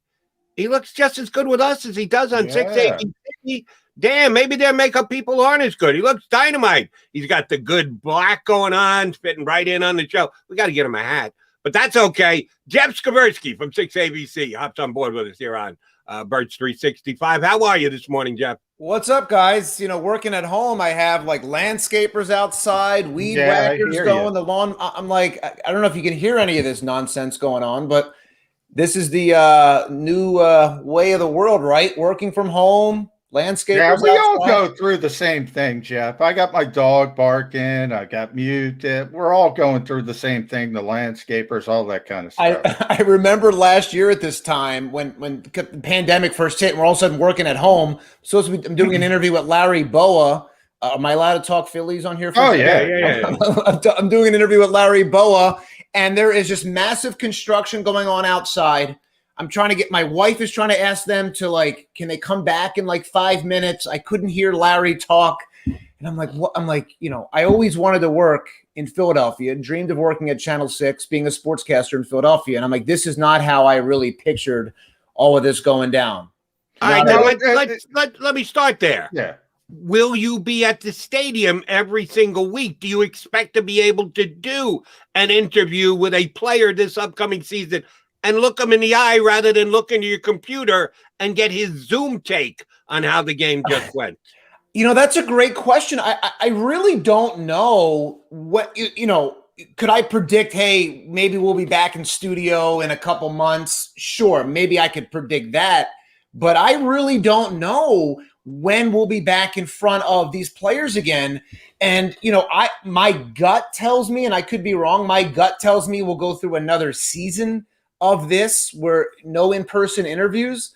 But, you know, the fall it feels only 4 months away. It's a long time. It's a short time. I really don't know. My gut would say probably another season of this.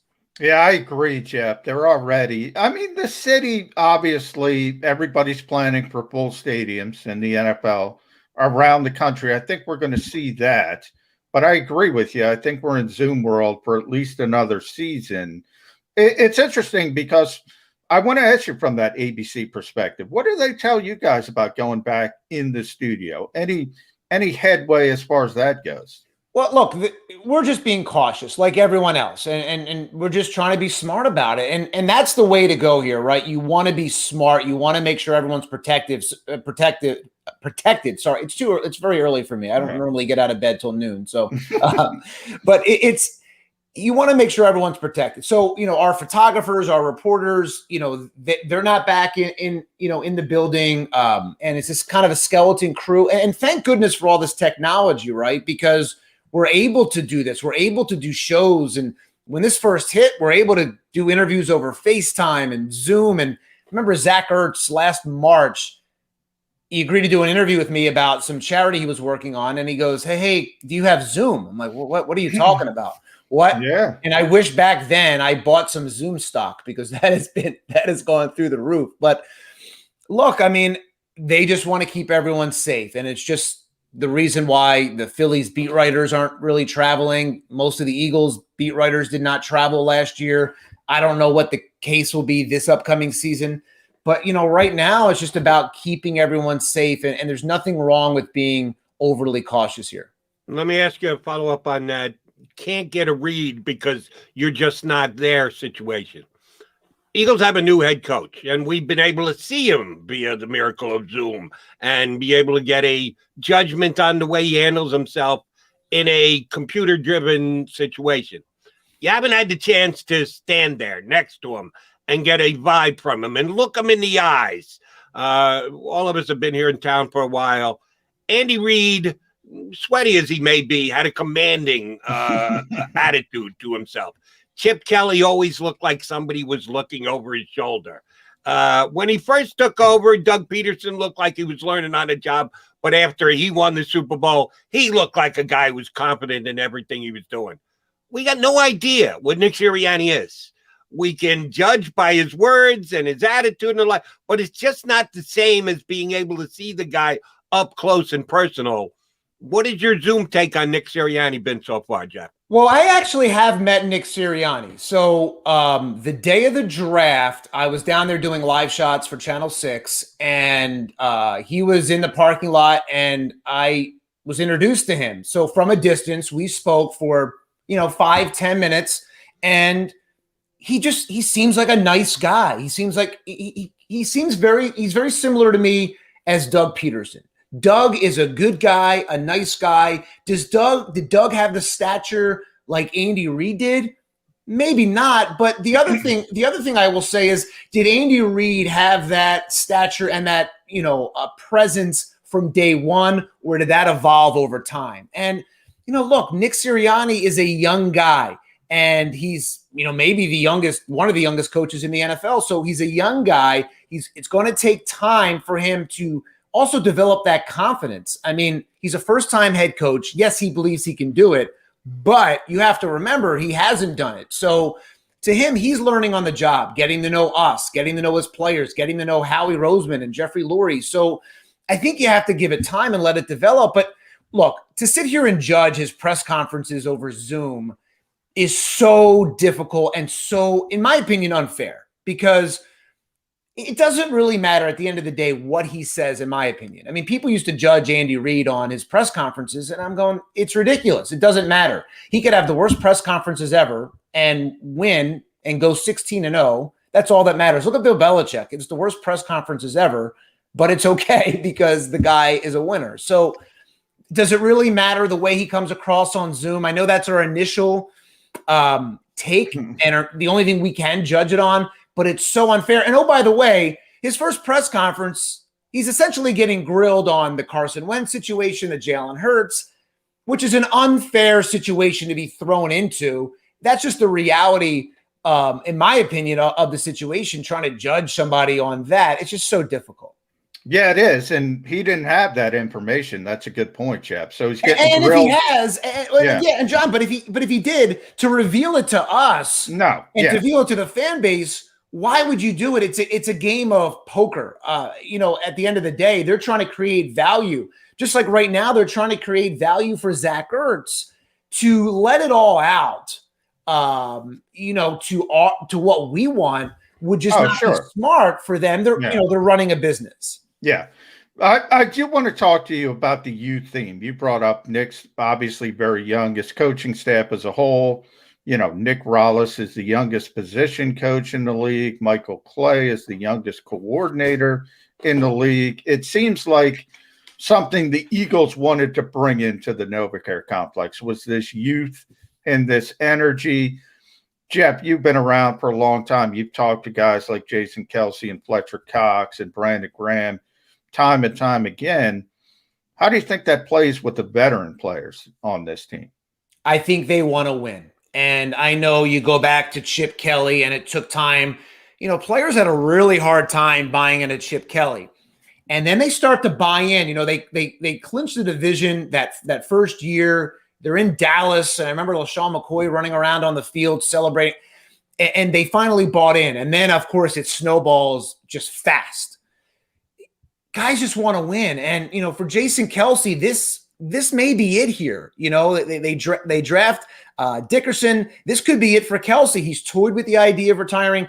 You look at Fletcher Cox. How many more years does he have? Brandon Graham's an easy guy to buy in. I mean, he's think about Brandon Graham's situation. I mean, he was almost gone. How many years ago? We were all talking to him. I remember in training camp one year, and he was like, I don't know if I'm going to be here anymore. Yeah, it was Travis Long. He thought he was going to get cut for Travis Long. And thank goodness that didn't happen. Yeah. And Brandon's one of the best human beings in the world. But I think these guys want to win. And look, I think everyone was hoping that the Doug Peterson thing would work out. And I think a lot of us were surprised that the Doug thing fell apart as quickly as it did. I think people internally at the Eagles are surprised things kind of snowballed as quickly as they did at the end. And it was a tough, bad year. But guys want to win. And you have no choice but to buy in. If you don't buy in, you're going to be gone in this league. So I think they have no choice. Nick has to bring it. I think, Nick's going to have to bring it. And during this time, getting to know his players. But the nucleus of this team, in a sense, is really a young team. And they appear to be building around Jalen Hurts here, barring a trade for a quarterback and Deshaun Watson or something. They're building around Jalen Hurts. It's a young team. And guys have no choice but to buy in here, in my opinion. Jeff, last year at Thanksgiving, if I told you that both Carson Wentz and Doug Peterson would be gone, you would have looked at me like, what the hell are you talking about? But sure enough, we're here 6 months later, and that's exactly where we're sitting. No bizarro world, right? It's bizarro. I mean, to tell me Carson, I remember I even asked players this, and whether it was on the record, off the record. Yeah, I mean, nobody saw any of this coming. Nobody, not a single soul. Carson Wentz now in Indianapolis. New coach team. His old coach taking his back, saying that he didn't believe that Jalen Hurts got inside Carson Wentz's head. Okay, if Wright can believe that and Carson can talk himself into it, that's good. What kind of year do you think Carson Wentz is going to have in Indianapolis? I think he's going to have a better year because I think he's going to have a chip on his shoulder. He's going to want to prove people wrong. Obviously, it's all contingent on being healthy, right? So I think Carson's going to have a good year. Do I think he's going to have 2017? No, but that Indianapolis team is better. I think there'll be less pressure on Carson in Indianapolis. Yes, they're bringing him in, and he's going to be expected to take this team to the playoffs and go deep into the playoffs with Frank Reich. But there's way less pressure in Indianapolis. I mean, I love Philadelphia. I'm from here, but this is a hard place to play. And you talk about it in any of the sports, there is so much pressure, and it takes a unique individual.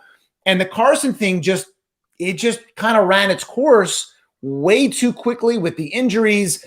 And there's so many things that went on with Carson. Think about it. The injuries, Nick Foles comes in and wins you a Super Bowl. Are you kidding me? So if you're Carson, you're going, put yourself in Carson's shoes. You're supposed to be the franchise quarterback. You get hurt a bunch of times. People question you. You then get hurt again. You're having an MVP season. Nick Foles comes in, wins you a Super Bowl. The guy is a statue outside Lincoln Financial. And then all of a sudden they draft Jalen Hurts. It's human nature to get down about that. Now, it's a big boy league, and I think Frank Reich even admitted to that. So I don't know what was really going on in Carson's head. I know he wasn't happy about the Jalen Hurts situation, but can you blame him? It was very early for that to happen. It's not like the Aaron Rodgers situation in Green Bay. It wasn't like the Brett Favre situation in Green Bay when they drafted Aaron Rodgers years ago. It's a different situation. Carson's in his prime. Yeah, Jeff, I want to rewind for a second about Doug, because I do want to talk to you about that. You go back to a cold winter's night in Minneapolis. We're all sitting there. I'm thinking, okay, lifetime dispensation card, first championship since 1960. Turned out to be 3 years. They move on from the head coach that finally gets him the Lombardi Trophy. When you look at Jeffrey, when you look at Howie, do they think they're responsible for this more than the head coach? Is that the disconnect you find? Say that again. Do you think that they are more responsible? Do they think they are more responsible for the Super Bowl championship than the head coach? I think a lot of it was simple. It's complex, but it's simple. At the end of the day, from everything I have been told, from everyone I have talked to, is that they were disgusted the way last season went. 4 wins with that team. Yeah. We looked this time last year, we looked at that schedule and we went, okay, they have the easiest schedule on paper coming into play like they do now this upcoming season, but they have the easiest schedule. They're going to make another deep playoff run. It completely falls apart. If you remember what Jeffrey Lurie told Jim Schwartz after the Super Bowl, after they win in Minneapolis, he was upset that Tom Brady had a record-setting Super Bowl on that Eagles defense. Jeffrey is a perfectionist. He's never satisfied. They were disgusted last year in that 4-win season. They were expecting Doug to come into these meetings and have these innovative ideas. They did not want Press Taylor to be promoted. They did not want internal upgrades from on defense. They wanted Doug to go out and find these innovative coaches. And I don't want to say bringing in a Chip Kelly type as your offensive or defensive coordinator, but they wanted a little more pizzazz. They wanted a splash. And they were really uninspired and unimpressed with what Doug was bringing to the table as far as the coaching staff. And they did not think that Doug was going to budge. And I don't think Doug was happy with a lot of things going on internally and decisions. And there was a lot of bitterness over the draft situation last year and the Hurts and the Justin Jefferson situation. There was just a lot of tension building in that organization. So it's a competitive organization. There's a lot of different opinions. We saw it this year with Tom Donahoe and Howie Roseman. We saw a glimpse of it right there. While that's overblown, those things exist. But as things mount and tensions mount, I just think it got to be too much. And they said, we don't want to do this. And I think Jeffrey Lurie admitted it. We don't think Doug deserved to get fired. We just felt at this point in time, it was time to move on. And yes, it shocked me. I'm still surprised that we're sitting here talking about this. Well, that's one of my favorite quotes, Jeff, is Doug doesn't deserve to be fired, but I'm going to fire him. I thought that was a hilarious press conference. Well, but if you put yourself in his shoes, yourself in his shoes, and let's say Jody, you're running the show here, and you're not really you don't like what John does or John's ideas. That's true. And let's say John's basically on a day in, day out basis. Thanks for noting that, Jeff. Yeah, sorry. I think I touched on a sore subject. No. We're joking. But what are you going to do? So I don't think they wanted to. I just think they came to a point and said, we're going to make a tough business decision here. And there was a lot of issues last year, and things really stemmed going back to the Mike Groh. Mike Groh, yes. They really stemmed from that. Doug did not want to fire Mike Groh. And Doug, I think, felt as if, hey, I wish I, stood up for him a little bit more, but he says he's coming back. All of a sudden he fires him. And I think that caused a lot of issues, and a lot of stemmed from that. And I just think tensions got high. And look, it's a big boy league, right? And these things happen. And I think Doug was, I think the fastest Super Bowl winning quarterback to be fired in like 3 decades. Yep. So I think we're all sitting here surprised, but no, I don't think Doug deserved to get fired, but I think he should have had another year, but. I hear you. Skversky getting excited like Nick Sirianni knocking over mics. Knocking over my mic. Yeah. You guys want to do rock, paper, scissors? We're good with you on that, Jeff.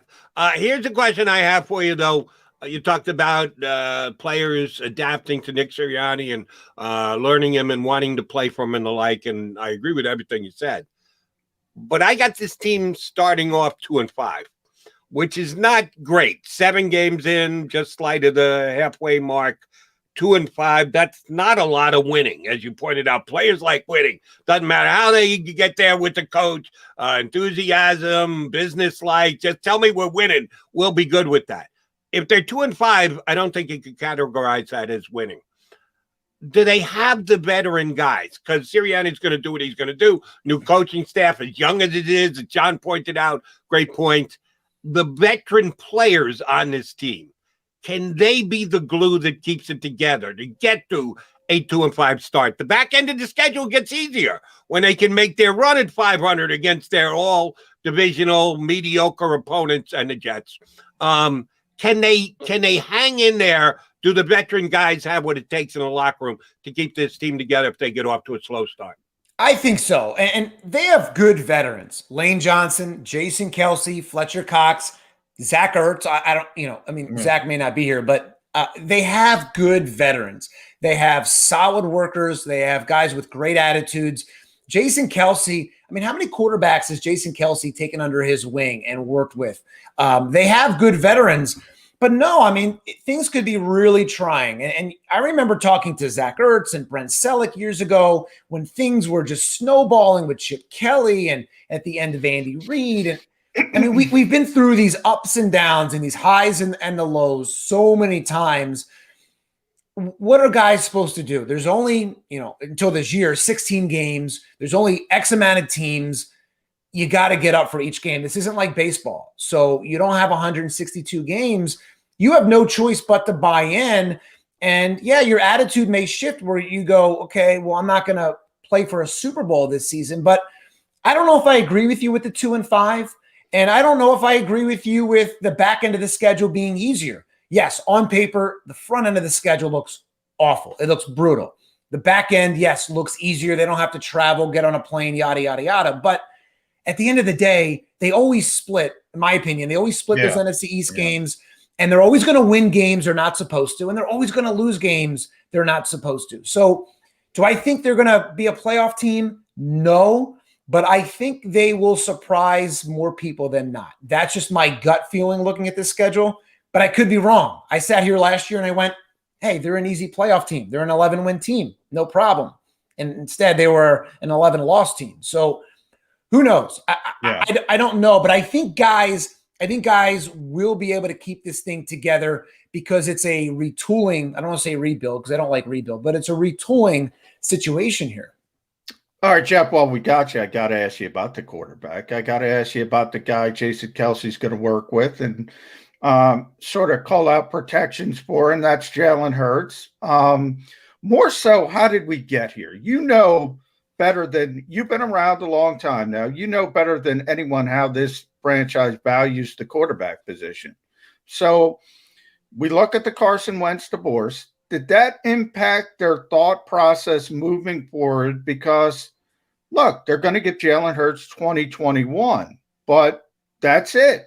Can he seize this job? Is there any path for him to seize this job, or are we going to be talking about Russell Wilson, Deshaun Watson, or the next flavor of the month in the draft next season?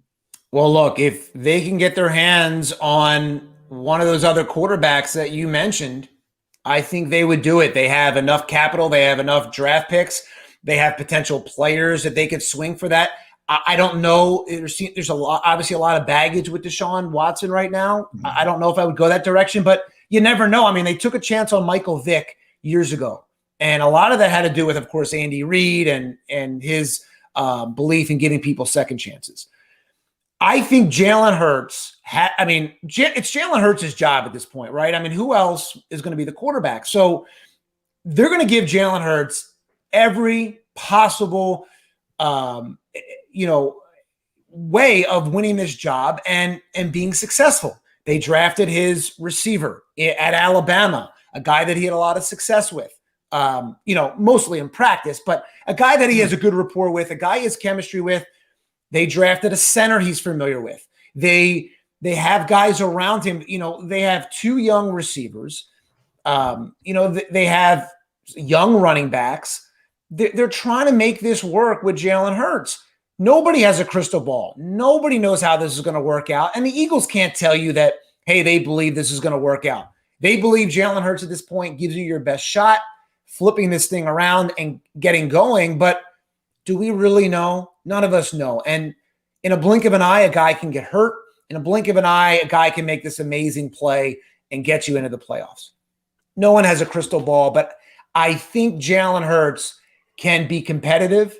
And I think Jalen Hurts is going to have some, I don't want to say rookie because he's not going to be a rookie, but he's going to have those rookie moments. I think last year playing those final games is going to help him going into this season. But remember, he has a new coach, a new offensive coordinator, new players. How's it all going to gel? But I think now that he's going to be the guy and, doesn't have to worry about stepping on Carson's toes, I think he can be a little more authority. He can show a little more authority and he could take command better. That was a tough situation that he was brought into last year. So I think he's going to have more confidence to be able to lead this team. And I think he's going to speak up a little bit more. He's soft-spoken, but I think he's going to be able to take command of this team. And the Eagles are going to put him in the best possible position to be successful, in my opinion, from everything that I've seen. Jeff, I'm going to ask you to look into your crystal ball here. Not to give me the final record. John and I just ran it down. 17-0. 17-0. Very good. John and I both ran it down. We both ended up at 8-9. I'm not going to ask you to do that. Instead, I want you to project this. Let's pick out a game. The November 21st game against the Saints. Saints are here. Their record will be what it's going to be. It's the week before Thanksgiving. We haven't gotten to the cold. It's still the fall. It's the kind of weekend you would think of as a great NFL weekend. What is the crowd going to be like at Lincoln Financial Field? We had the quasi-attendance last year. We've got a new team coming off a 4-11 season with a new coach and changeover personnel and the like. What is Eagle Nation going to be like almost dead middle of the schedule at home against the Saints this week? What's going to feel for football going to be like here in Philadelphia at that time? What's the score in the first quarter? 7-7. Here's what I love about Philadelphia. They will boo. The Eagles were booed the first game back after winning the Super Bowl. The Phillies were booed on opening day after winning the World Series. The day they got their rings, the Phillies were booed at home in the opener. I mean, that's just Philadelphia. So what has transpired in that game? What transpired the week before? How's Jalen Hurts playing? Is Jalen Hurts playing? You know, how does Devontae Smith work out? Is Jalen Reagor working out? I mean, it's so hard to predict. I mean, here's the great thing. The Eagles fans are always into it, right? Philly fans are always into it. So there will be energy in there. Is it positive energy or negative energy? I don't know. I really don't know. What I love about this team is that there are really no expectations. So anything that is a plus is going to be a positive. You know, when there's too many expectations, there's only room for a letdown. I mean, the Eagles, nobody thought the Eagles, once Carson got hurt, they were going to win the Super Bowl, right? So that made it even more exciting. And then you outduel Tom Brady. That even made it more exciting.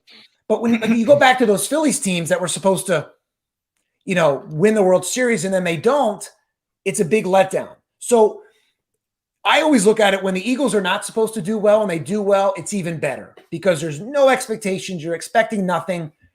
I don't know. It could be ugly, Jody. It could be really ugly, but it may just be one of these thrilling games that they're not supposed to win, that they do win. And then you start going, wow, we don't need Carson Wentz. We need this Jalen Hurts kid's unbelievable. I mean, who knows? I mean, how many games are before that? Is that like the 8th game, 9th game of the season? Yeah, Chet, you're right. There's good energy. There's bad energy. That's all good. If you get apathy, that's the bad part. There's never apathy with Eagles fans. Right, but they're not supposed to. But they're not supposed to be a good team this year. So that's true. The energy can only go up. Like the baseline of energy is going to be, in my opinion, is just going to be a little negative going in or pessimistic.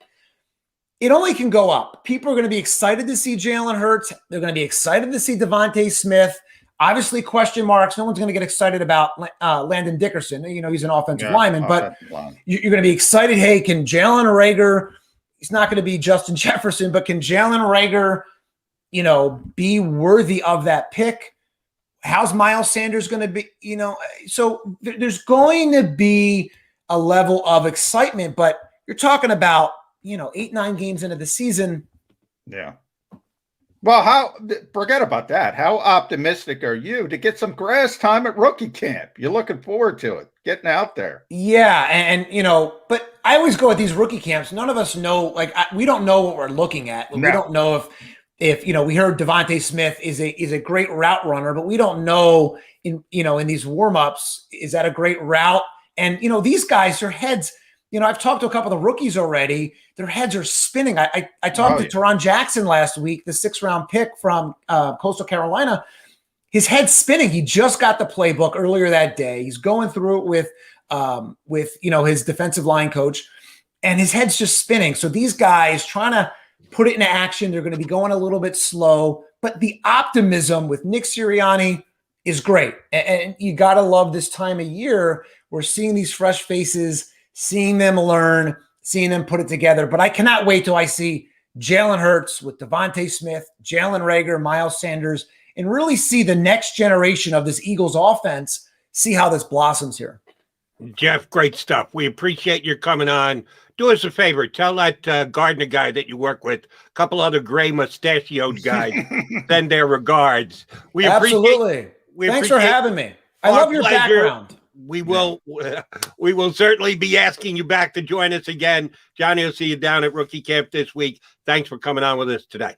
Thanks for having me, guys. I appreciate it. That is Jeff Skversky of 6ABC here with us on Birds 365. All right, time to put a bow on the show. We'll come back. Mac and Mac guys going to wrap up a Thursday edition of Birds 365. If you missed any of today's show on the JAKIB Media channel, listen to the podcast on your way home. Available on YouTube, Apple, and Spotify. The savoring taste of a good bag of beef jerky is so enjoyable at any time of the day, as long as you can find it. Here's what we suggest. Pure Bull beef jerky is our answer, and soon it will be yours. Locally produced in the Philadelphia region, this high-quality, healthy protein snack is easy to secure. Go to steersnacks.com, and you'll see hot garlic, tropical heat, Pure Bull dry rub, and our favorite, Huck and Fod. What's that? Huck and Fod. Go now to steersnacks.com. Welcome to the Wildwoods, the perfect place where you can safely do everything or nothing at all. Catch a wave, take a nap, go for a drive, grab a bite. It's your vacation, and we're doing everything we can to make it a safe one. The Wildwoods. Your vacation, your way.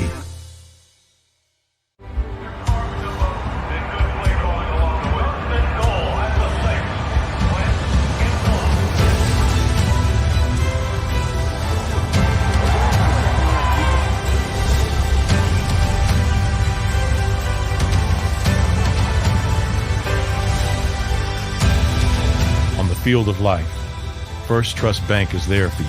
Champions on three. 1, 2, 3. Because Philadelphia dreams deserve a Philadelphia bank. The International Brotherhood of Electrical Workers, Local Union 98, is a proud sponsor of The Labor Show with J. and Krause every Saturday night from 6 till 8 p.m. IBEW Local 98's highly trained and superbly skilled electricians are the best in the business, setting the highest safety standards in the electrical industry. So when you're planning your next industrial, commercial, or residential project, choose an IBEW Local 98 union contractor. Learn more at ibew98.org. In the Wildwoods, our free beaches are spacious and welcoming with plenty of room to spread out. Your seat will be waiting for you when you're ready to visit.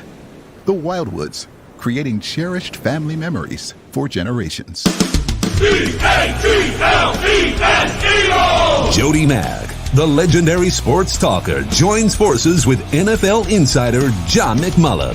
Start your morning with Johnny Mac and Jody Mac across the JAKIB Media Network.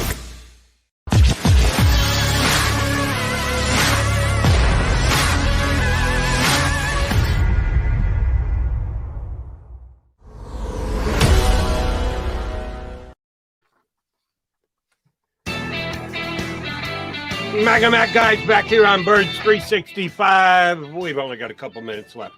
Thank Jeff Skversky for coming on. Thank Rob Maaddi for hopping on earlier in the show. And you know all these interviews. If you didn't catch them live, they're up there on YouTube. You'll be able to go back and listen to any of them. Both guys were pretty damn good with us today.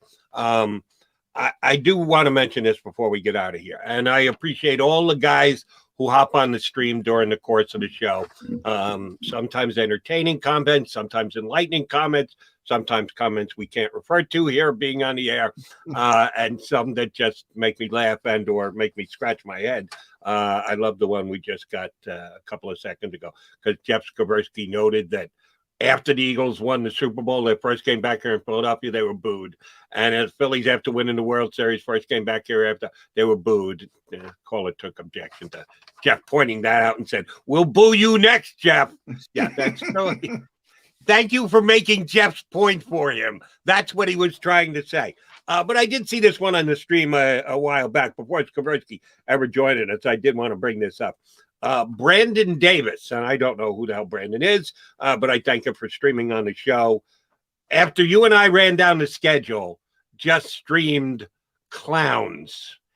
And I'm assuming he was referring to you and I, because we both had the Eagles at 8 and 9 for this upcoming season. Now, just a point for Brandon. Are we clowns because they're too good or because they're too bad? That's exactly what I was going to say. Thank you for finishing my sentence, Mr. McMullen. He just leaves it as clowns. Yeah. Well, are we clowns because we didn't go 13 and 4? Or are we clowns because he actually believes they're going to be 4 and 13, and we're too optimistic at 8 and 9? Yeah. You never know, just called us clowns.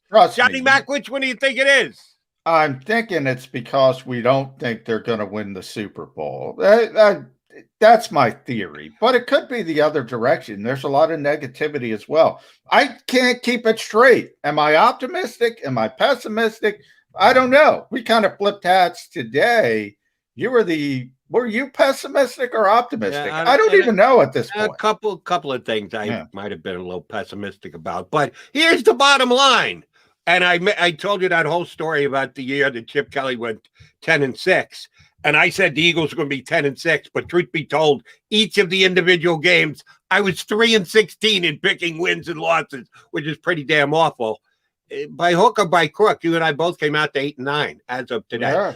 And I'm holding you to that for the next 24 hours. When we get back here on Birds 365, you can move the needle one way or the other. Who was that? Brandon Davis? I don't know. Brandon, tell us. Should I go 3-14 tomorrow or 14-3? I need to know. Yeah, I know, and if you do, I will take the exact opposite. If Johnny Mac's dropping down to 3-14, I'll go up to 14-3 just to make you happy for that. But we gave you our look at the schedule. We'll do more of this again tomorrow. We will have a week-ending Friday edition of Birds 365. Thanks to Skversky and Maaddi for hopping on with us today. Hope you enjoyed the show, everybody. We'll be right back at you in 22 hours right here on Birds 365. If you missed any of today's show on the JAKIB Media channel, listen to the podcast on your way home. Available on YouTube, Apple, and Spotify.